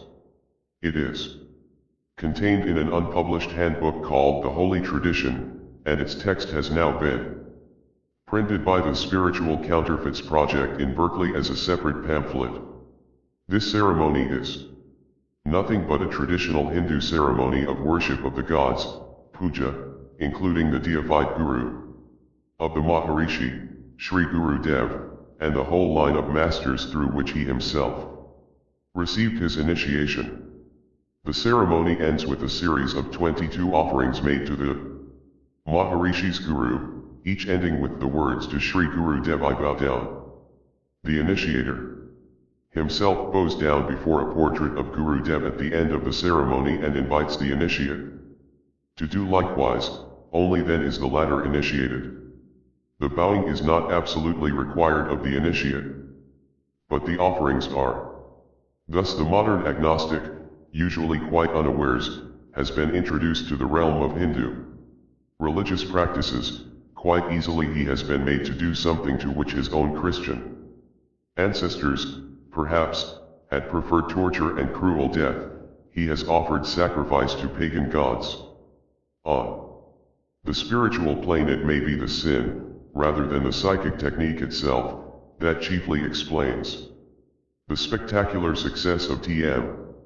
Once he has been initiated, the student of TM meditates twice daily for 20 minutes each time. Precisely the same amount recommended by the author of Christian Yoga, letting the mind wander freely, and repeating the mantra as often as he thinks of it. Frequently, one's experiences are checked by his teacher. Quite soon, even on the first attempt, one begins to enter a new level of consciousness, which is neither sleep nor wakefulness, the state of transcendental meditation. Transcendental meditation produces a state of consciousness unlike anything we've known before, and closest to that state of Zen developed after many years of intense study. In contrast to the years that must be spent to master other religious disciplines and yoga, which offer the same results that TM proponents claim, teachers say TM can be taught in a matter of minutes. Some who have experienced it describe it as a state of fulfillment similar to some drug experiences, but the Maharishi himself describes it in traditional Hindu terms. This state lies beyond all seeing, hearing, touching, smelling, and tasting, beyond all thinking and feeling. This state of the unmanifested, absolute, pure consciousness of being is the ultimate state of life. When an individual has developed the ability to bring this deep state to the conscious level on a permanent basis, he is said to have reached cosmic consciousness, the goal of all meditators. In the advanced stages of TM, the basic yoga positions are taught, but they are not necessary to the success of the basic technique. Nor is any ascetic preparation required. Once one has attained the transcendental state of being, all that is required of one is 20 minutes of meditation twice daily, since this form of meditation is not at all a separate way of life, as in India, but rather a discipline for those who lead an active life. The Maharishi's distinction lies in having brought this state of consciousness to everyone, not just a chosen few.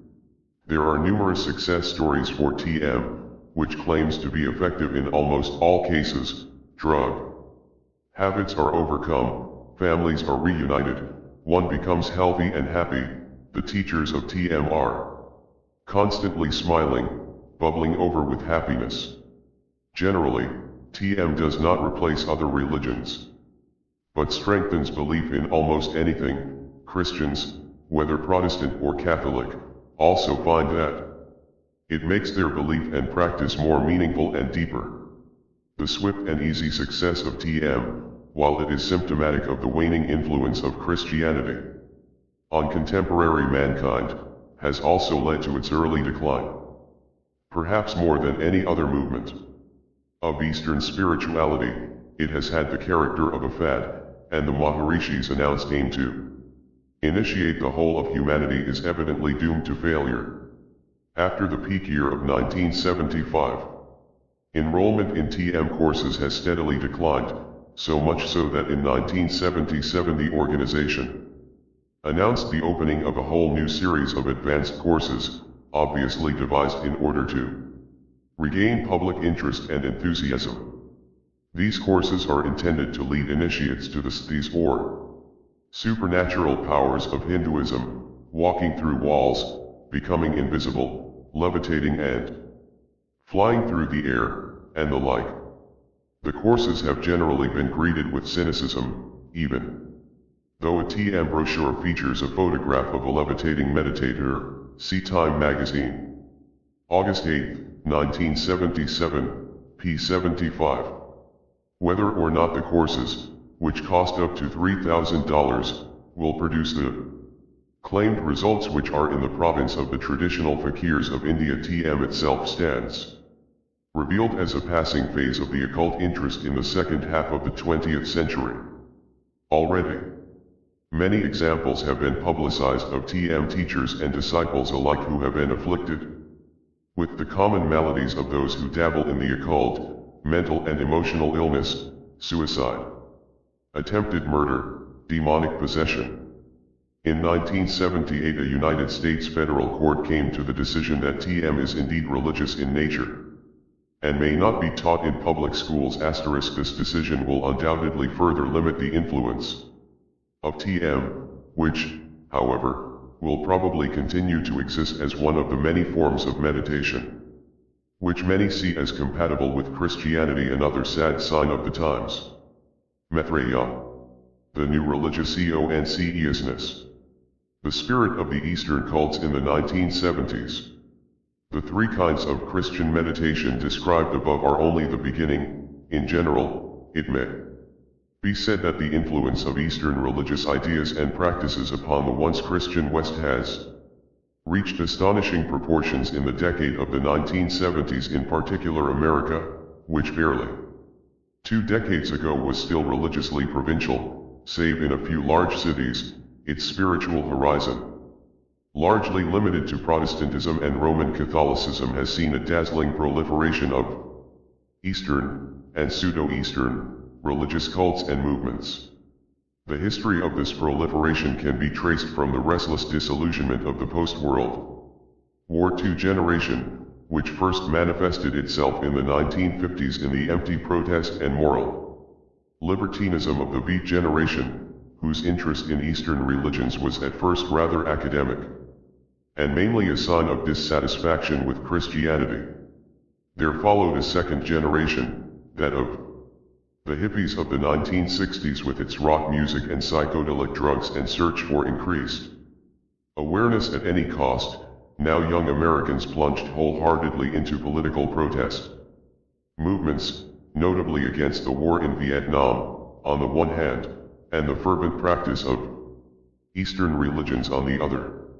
Indian gurus, Tibetan lamas, Japanese Zen masters, and other Eastern sages came to the West and found a host of ready disciples who made them successful beyond the dreams of the westernized swamis of preceding generations, and young people traveled to the ends of the world, even to the heights of the Himalayas, to find the wisdom or the teacher or the drug that would bring them the peace and freedom they sought. In the 1970s, a third generation has succeeded the hippies. Outwardly quieter, with fewer demonstrations and generally less flamboyant behavior, this generation has gone more deeply into Eastern religions, whose influence now has become much more pervasive than ever before. For many of this newer generation, the religious search has ended. They have found an Eastern religion to their liking and are now seriously occupied in practicing it.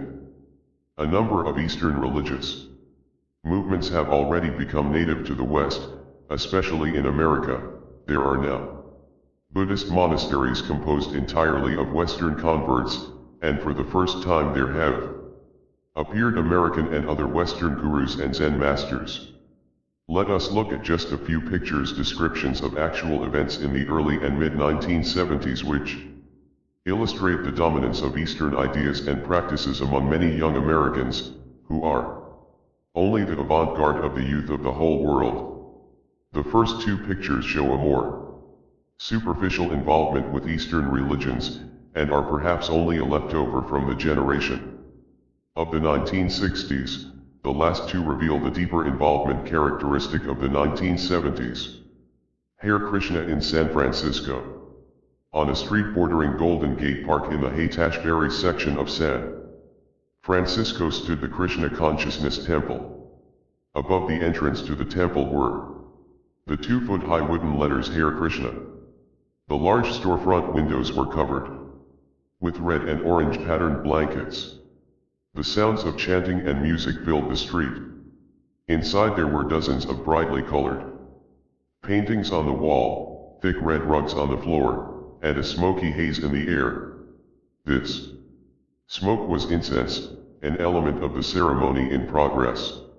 The people in the room were softly chanting barely audible Sanskrit words. The room was nearly full, with about 50 people who all appeared to be young sitting on the floor. Assembled in front were about 20 persons wearing long, loose-fitting orange and saffron robes, with white paint on their noses. Many of the men had shaved their heads except for a ponytail. The women with them also had white paint on their noses and small red marks on their foreheads. The other young persons in the room appeared no different from other denizens of the Haitashbury. Costumed in headbands, long hair, beards, and an assortment of rings, bells, and beads, and they were also enthusiastically participating in the ceremony. The 10 or so persons sitting in the rear appeared to be first-time visitors. The chanting ceremony, mantra, increased in tempo and in volume. 2 girls in long saffron robes were now dancing to the chant.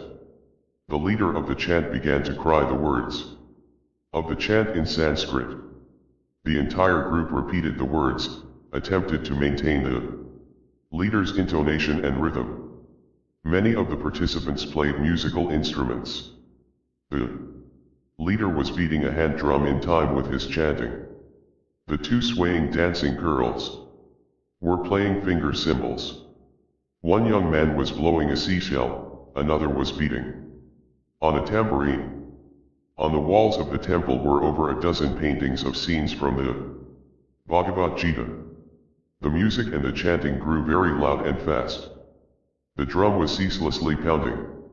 Many of the devotees started personal shouts, hands upstretched, amidst the general chant. The leader knelt in front of a picture of the group's spiritual master on a small shrine near the front of the room. The chanting culminated in a loud crescendo and the room became silent. The celebrants knelt with their heads to the floor as the leader said a short prayer in Sanskrit. Then he shouted 5 times, "All glories to the assembled devotees," which the others repeated before they sat up. This is one of the typical worship services of the Krishna Consciousness movement, which was founded in America in 1966 by an Indian ex-businessman, A.C. Bhaktivedanta Thakur, in order to bring the Hindu discipline of Bhakti Yoga to the disoriented and searching young people of the West. The earlier phase of interest in Eastern religions, in the 1950s and early 1960s, had emphasized intellectual investigation without much personal involvement. This newer phase demands wholehearted participation. Bhakti Yoga means uniting oneself to one's chosen God by loving and worshipping Him, and changing one's whole life in order to make this one's central occupation. Through the non-rational means of worship, chanting, music, dance, devotion, the mind is expanded and Krishna consciousness is attained, which if enough people will do it, is supposed to end the troubles of our disordered age and usher in a new age of peace, love, and unity. The bright robes of the Krishnas became a familiar sight in San Francisco, especially on the day every year when the immense idol of their god was wheeled through Golden Gate Park to the ocean. Attended by all the signs of Hindu devotion, a typical scene of pagan India, but something new for Christian America. From San Francisco the movement has spread to the rest of America and to Western Europe. By 1974 there were 54 Krishna temples throughout the world, many of them near colleges and universities. Members of the movement are almost all very young.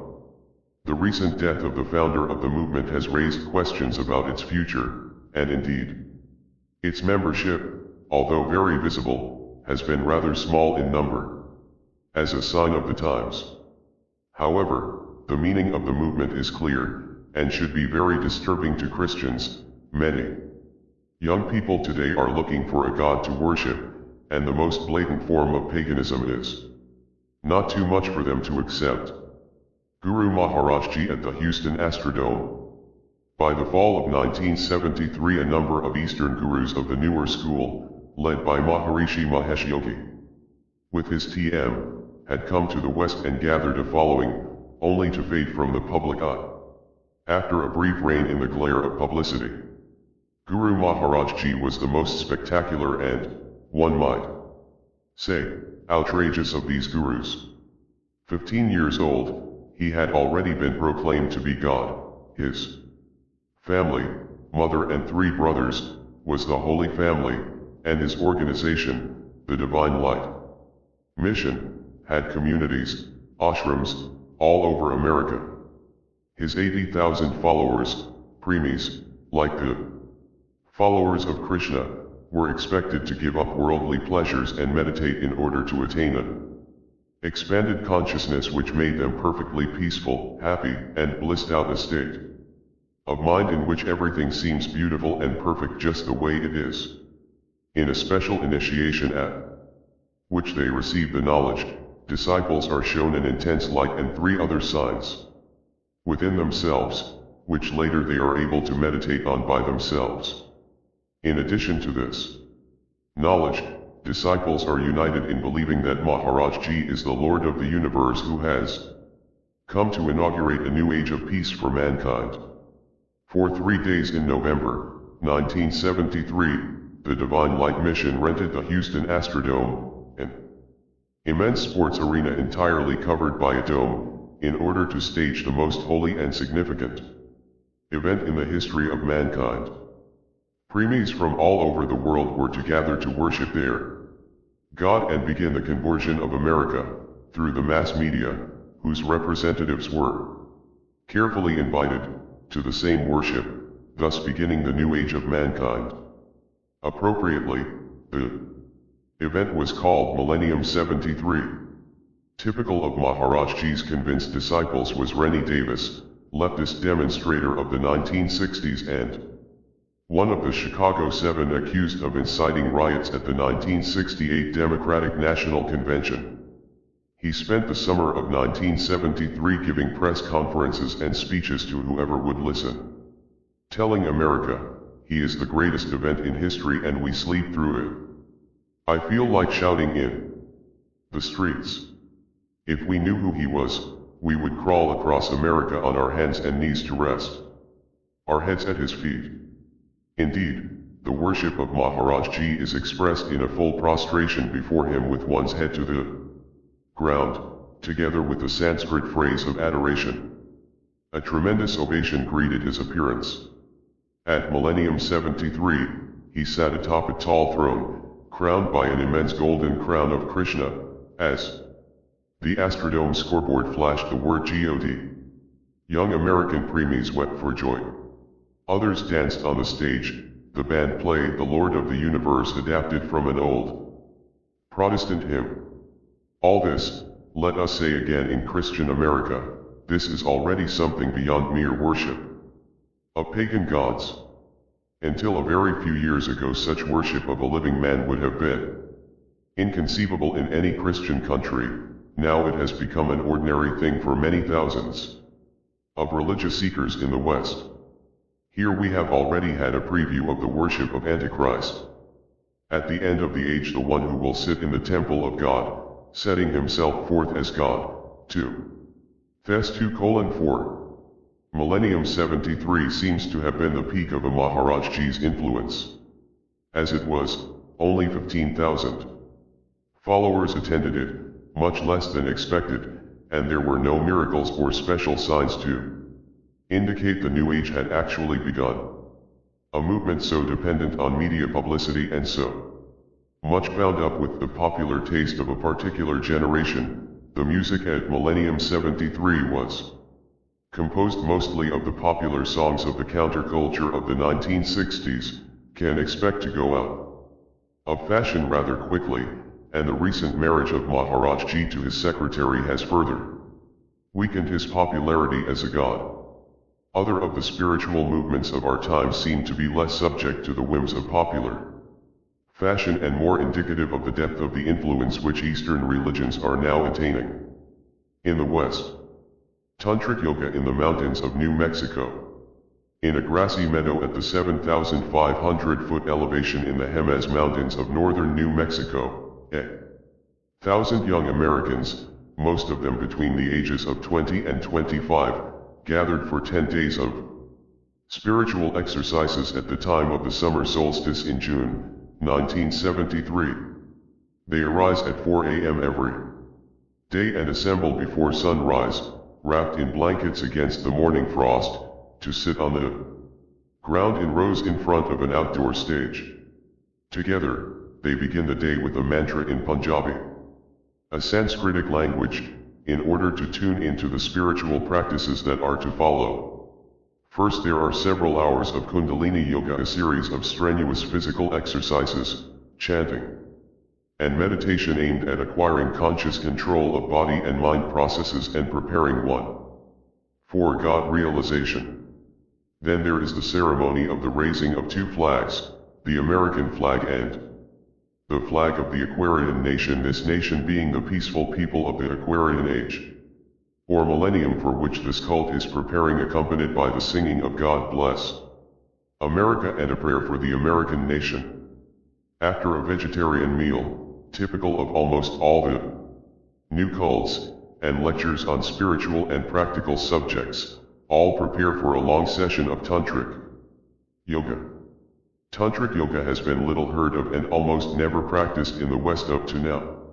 All authorities agree that it is an extremely dangerous exercise, practiced always by male and female together, that evokes a very powerful psychic energy, requiring close supervision and control.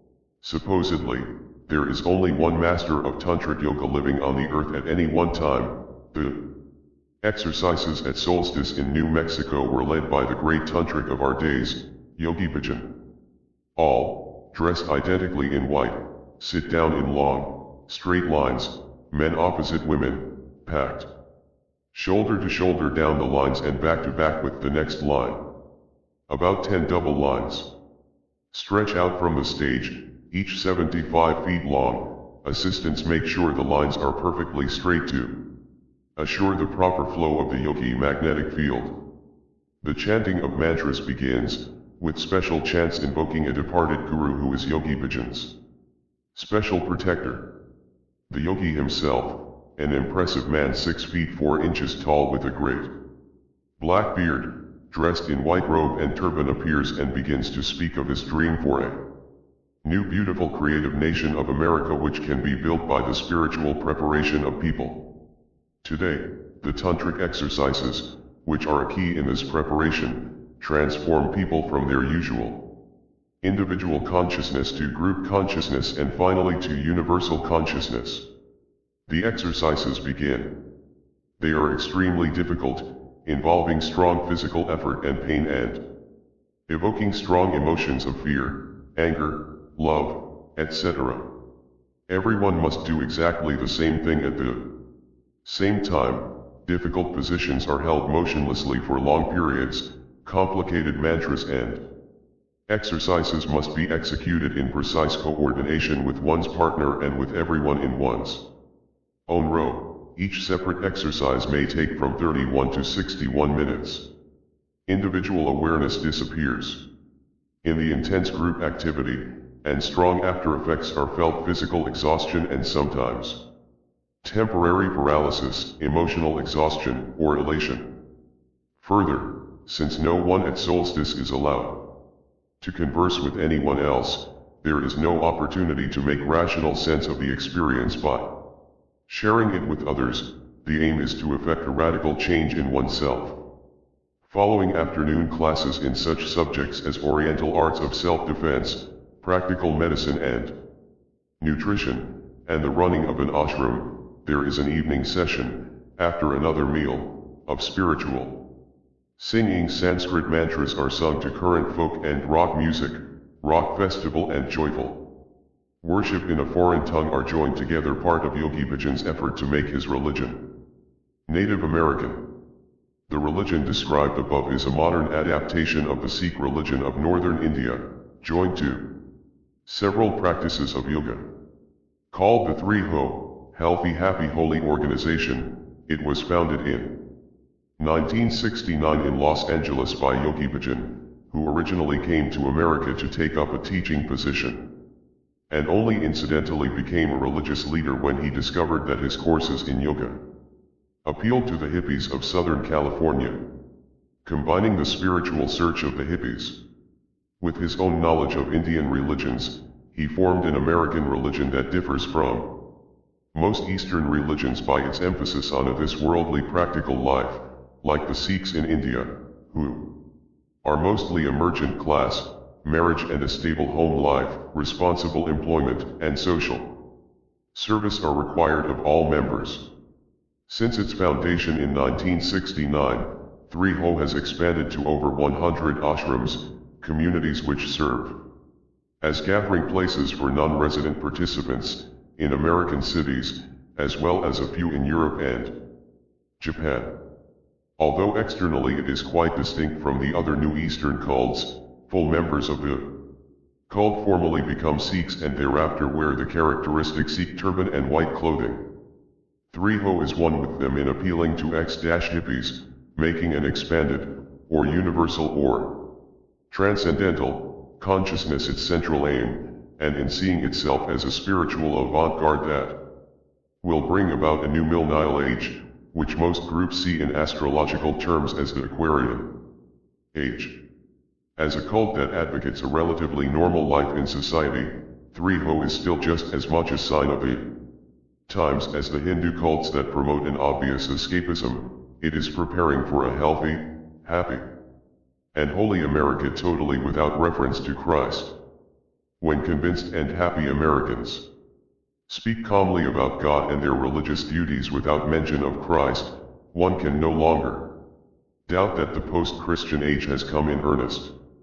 Zen training in Northern California. In the forested mountains of Northern California, in the shadow of immense Mount Shasta, holy mountain to the original Indian inhabitants, and long a center of occult activities and settlements, which are now once again on the increase, there has been since 1970 a Zen Buddhist monastery. Long before 1970 there had been Zen temples in the larger cities of the West Coast, where Japanese had settled, and there had been attempts to start Zen monasteries in California, but Shasta Abbey, as it is called, is the first successful American Zen monastery. In Zen Buddhism, a monastery is primarily a training school for Zen priests, both male and female. In Shasta Abbey the atmosphere is very orderly and businesslike. Visitors, who are allowed to take guided tours at restricted times, but may not fraternize with the residents, find the monks or trainees in traditional black robes and with shaved heads. Everyone seems to know exactly what he is doing, and a clear sense of seriousness and dedication is present. The training itself is a strict 5-year, or more, program which allows graduates to become priests and teachers of Zen and to conduct Buddhist ceremonies. As at secular schools, trainees pay a fee for room and board, $175 a month, payable in advance for each month, already a means of weeding out unserious candidates, but the life itself is that of monks rather than students. Strict rules govern dress and behavior. Vegetarian meals are eaten in silence communally, no visitors or idle conversations are allowed. Life centers about the meditation hall, where trainees eat and sleep. In addition to meditating, and no non-Zen religious practices are allowed. The life is a very intense and concentrated one, and every event of daily life, even washing and toilet, has its Buddhist prayer, which is recited silently. Although the abbey belongs to a reformed Soto Zen sect to emphasize its independence from Japan and its adaptation to American conditions of life, rites and ceremonies are in the Japanese Zen tradition. There is the ceremony of becoming a Buddhist, equinox rite celebrating the transformation of the individual, the ceremonial feeding of hungry ghosts, remembrance of the dead, the Founders' Day ceremony of expressing gratitude to the transmitters of Zen down to the present master, the festival of Buddha's enlightenment, and others. Homage is paid by bowing down before images of Buddha, but the primary emphasis of the teaching is on the Buddha nature within one. The Zen master at Shasta Abbey is a Westerner and a woman, Buddhist practice permitting this. Jiyu Kennett, an Englishwoman born of Buddhist parents in 1924, who received Buddhist training in several traditions in the Far East and ordination at a Soto Zen monastery in Japan. She came to America in 1969 and founded the monastery the next year with a few young followers. Since then, the community has grown rapidly, attracting mostly young men and women in their 20s. The reason for the success of this monastery, apart from the natural appeal of Zen to a generation sick of rationalism and mere outward learning, seems to lie in the mystique of authentic transmission of the Zen experience and tradition, which the abbess provides through her training and certification in Japan, her personal qualities as a foreigner and a born Buddhist who is still in close touch with the contemporary mind, with a very American practicality, seem to seal her influence with the young American convert generation of Buddhists. The aim of Zen training at Shasta Abbey is to fill all of life with pure Zen. Daily meditation, at times for as much as 8 or 10 hours in one day, is the center of a concentrated, intense religious life that leads, supposedly, to lasting peace and harmony of body and mind. Emphasis is on spiritual growth, and the publications of the Abbey, a bi-monthly journal and several books by the abbess, reveal a high degree of awareness of spiritual posing and fakery. The Abbey is opposed to the adoption of Japanese national, as opposed to Buddhist, customs, warns of the dangers of guru hopping and falsely worshipping the Zen master, forbids astrology, fortune-telling, even the I Ching, astral traveling and all other psychic and occult activities, mocks the academic and intellectual, as opposed to experiential, approach to Zen, and emphasizes hard work and rigorous training, with the banishing of all illusions and fantasies about oneself and spiritual life. Discussions on spiritual matters by young Zen priests, as recorded in the Abbey's journal, sound, in their sober and knowledgeable tone, remarkably like discussions among serious young Orthodox converts and monks. In intellectual formation and outlook, these young Buddhists seem quite close to many of our Orthodox converts. The young Orthodox Christian of today might well say, "There, but for the grace of God, I myself might be," so convincingly authentic is the spiritual outlook of this Zen monastery, which offers almost everything the young religious seeker of today might desire, except, of course, Christ the true God and the eternal salvation which He alone can give. The monastery teaches a Buddhism that is not a cold and distant discipline, but is filled with love and compassion. Contrary to the usual expositions of Buddhism, the abbess emphasizes that the center of Buddhist faith is not ultimate nothingness, but a living God, which she claims to be the esoteric Buddhist teaching. The secret of Zen is to know for certain, for oneself, that the cosmic Buddha exists. A true master is he or she who does not waver in his certainty of, and love for, the cosmic Buddha. I was overjoyed when I finally knew for certain that he existed. The love and gratitude in me knew no bounds. Nor have I ever felt such love as came forth from him. I so want everyone else to feel it too. There are presently some 70 priest trainees at Shasta Abbey and its branch priories, chiefly in California. The monastery is now in a state of rapid expansion, both on its own grounds and in its mission to the American people. There is a growing movement of lay Buddhists who make the Abbey their religious center and often come there, together with psychologists and other interested persons, on meditation retreats of varying lengths. With their publications, counseling and instruction in California cities, a projected children's school and a home for the elderly, Shasta Abbey is indeed progressing in its aim of growing Zen Buddhism in the West. Towards Christianity, the abbess and her disciples have a condescending attitude. They respect the Philokalia and other orthodox spiritual texts, recognizing orthodoxy as the closest to them among Christian bodies, but regard themselves as being beyond such things as theologies, doctrinal disputes and isms, which they regard as not belonging to true religion. Journal, January-Feb. 1978, p. 54. Zen has, in fact, no theological foundation, relying entirely on experience and thus falling into the pragmatic fallacy that has already been noted earlier in this book, in the chapter on Hinduism. If it works, it must be true and good. Zen, without any theology, is no more able than Hinduism to distinguish between good and evil spiritual experiences.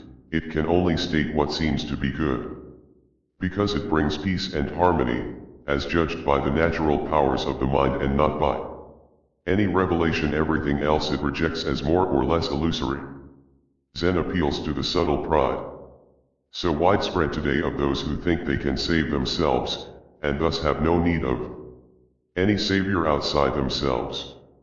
Of all of today's Eastern religious currents, Zen is probably the most sophisticated intellectually and the most sober spiritually. With its teaching of compassion and a loving cosmic Buddha, it is perhaps as high a religious ideal as the human mind can attain without Christ. Its tragedy is precisely that it has no Christ in it, and thus no salvation, and its very sophistication and sobriety effectively prevent its followers from seeking salvation in Christ. In its quiet, compassionate way, it is perhaps the saddest of all the reminders of the post-Christian times in which we live. Non-Christian spirituality is no longer a foreign importation in the West, it has become a native American religion, putting down deep roots into the consciousness of the West. Let us be warned. From this, the religion of the future will not be a mere cult or sect, but a powerful and profound religious orientation which will be absolutely convincing to the mind and heart of modern man. The new spirituality vs. Christianity. Other examples of the new Eastern cults in the West could be multiplied. Each year finds new ones, or new transformations of old ones. In addition to the overtly religious cults, the last decade especially has seen an increase of secular consciousness cults, as one popular news magazine calls them. U.S. News and World Report, February 16, 1976, p. 40.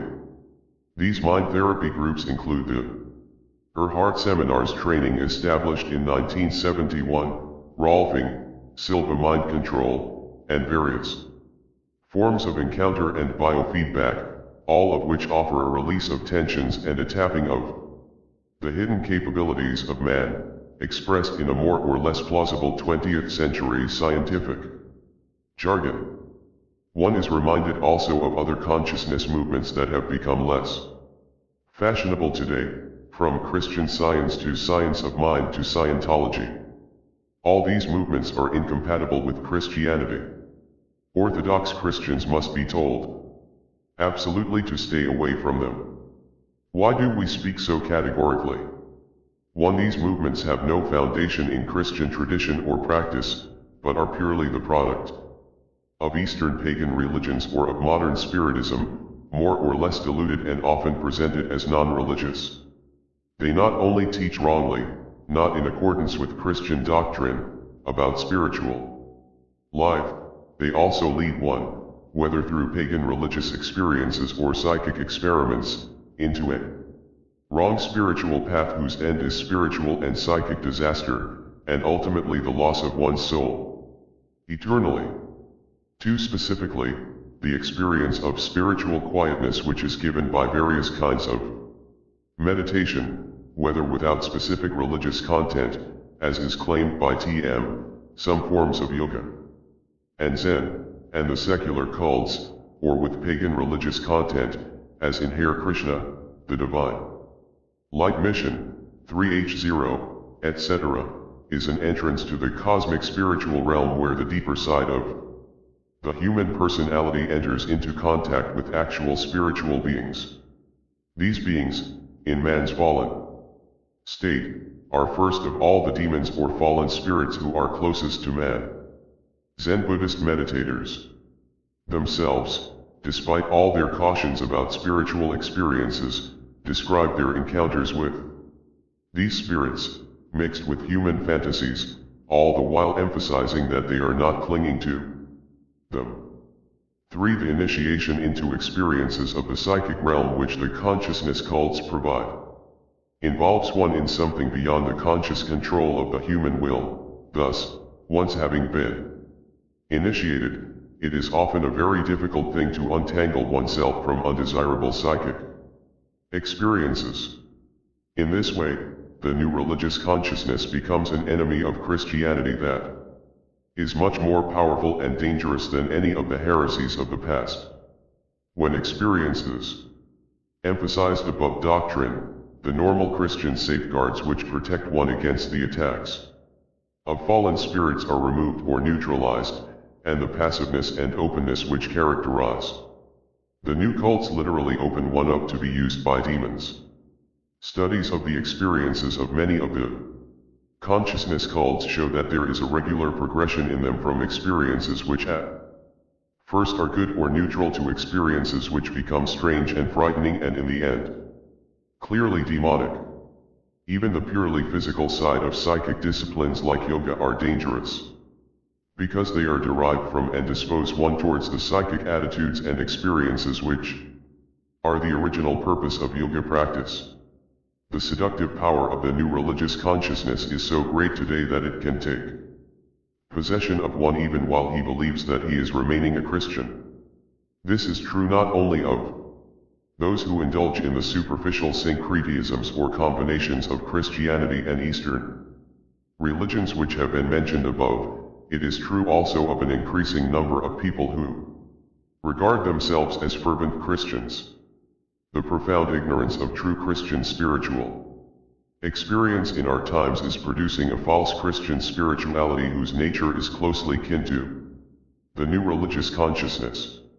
In Chapter 7 we will take a long and careful look at the most widespread current of Christian spirituality today. In it we will see the frightening prospect of a new religious consciousness taking possession of well-meaning Christians, even Orthodox Christians, to such an extent that we cannot help but think of the spirituality of the contemporary world in the apocalyptic terms of the strong delusion that will deceive almost all of mankind before the end of the age. To this subject we shall return at the end of this book. A new world order. One religion. One government. One currency. One leader. O sing unto the Lord a new song, sing unto the Lord, all the earth. Sing unto the Lord, bless his name, shew forth his salvation from day to day. Declare his glory among the heathen, his wonders among all people. For the Lord is great, and greatly to be praised, he is to be feared above all gods. For all the gods of the nations are demons, but the Lord made the heavens. Honor and majesty are before him, strength and beauty are in his sanctuary. Give unto the Lord, O ye kindreds of the people, give unto the Lord glory and strength. Give unto the Lord the glory due unto his name. Bring an offering, and come into his courts. O worship the Lord in the beauty of holiness, fear before him, all the earth. Say among the heathen that the Lord reigneth, the world also shall be established that it shall not be moved, he shall judge the people righteously. Let the heavens rejoice, and let the earth be glad, let the sea roar, and the fullness thereof. Let the field be joyful, and all that is therein, then shall all the trees of the wood rejoice before the Lord, for he cometh to judge the earth, he shall judge the world with righteousness, and the people with his truth. Psalm 95. And I beheld another beast coming up out of the earth, and he had 2 horns, like a lamb, and he spake as a dragon. And he exerciseth all the power of the first beast before him, and causeth the earth and them which dwell therein to worship the first beast, whose deadly wound was healed.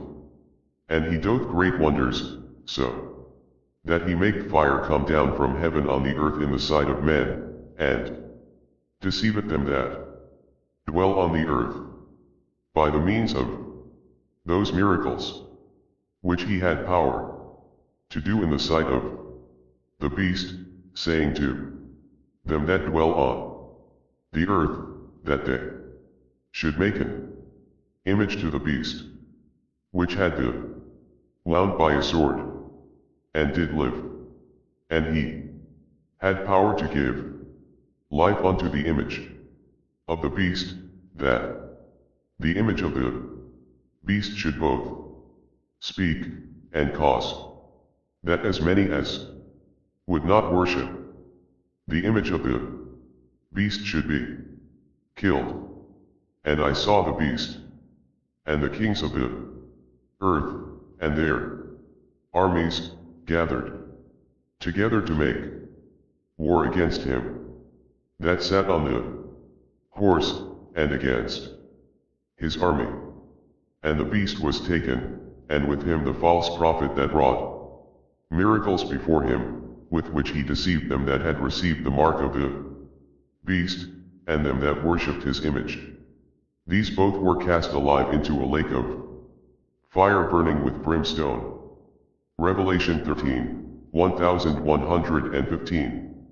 19:20.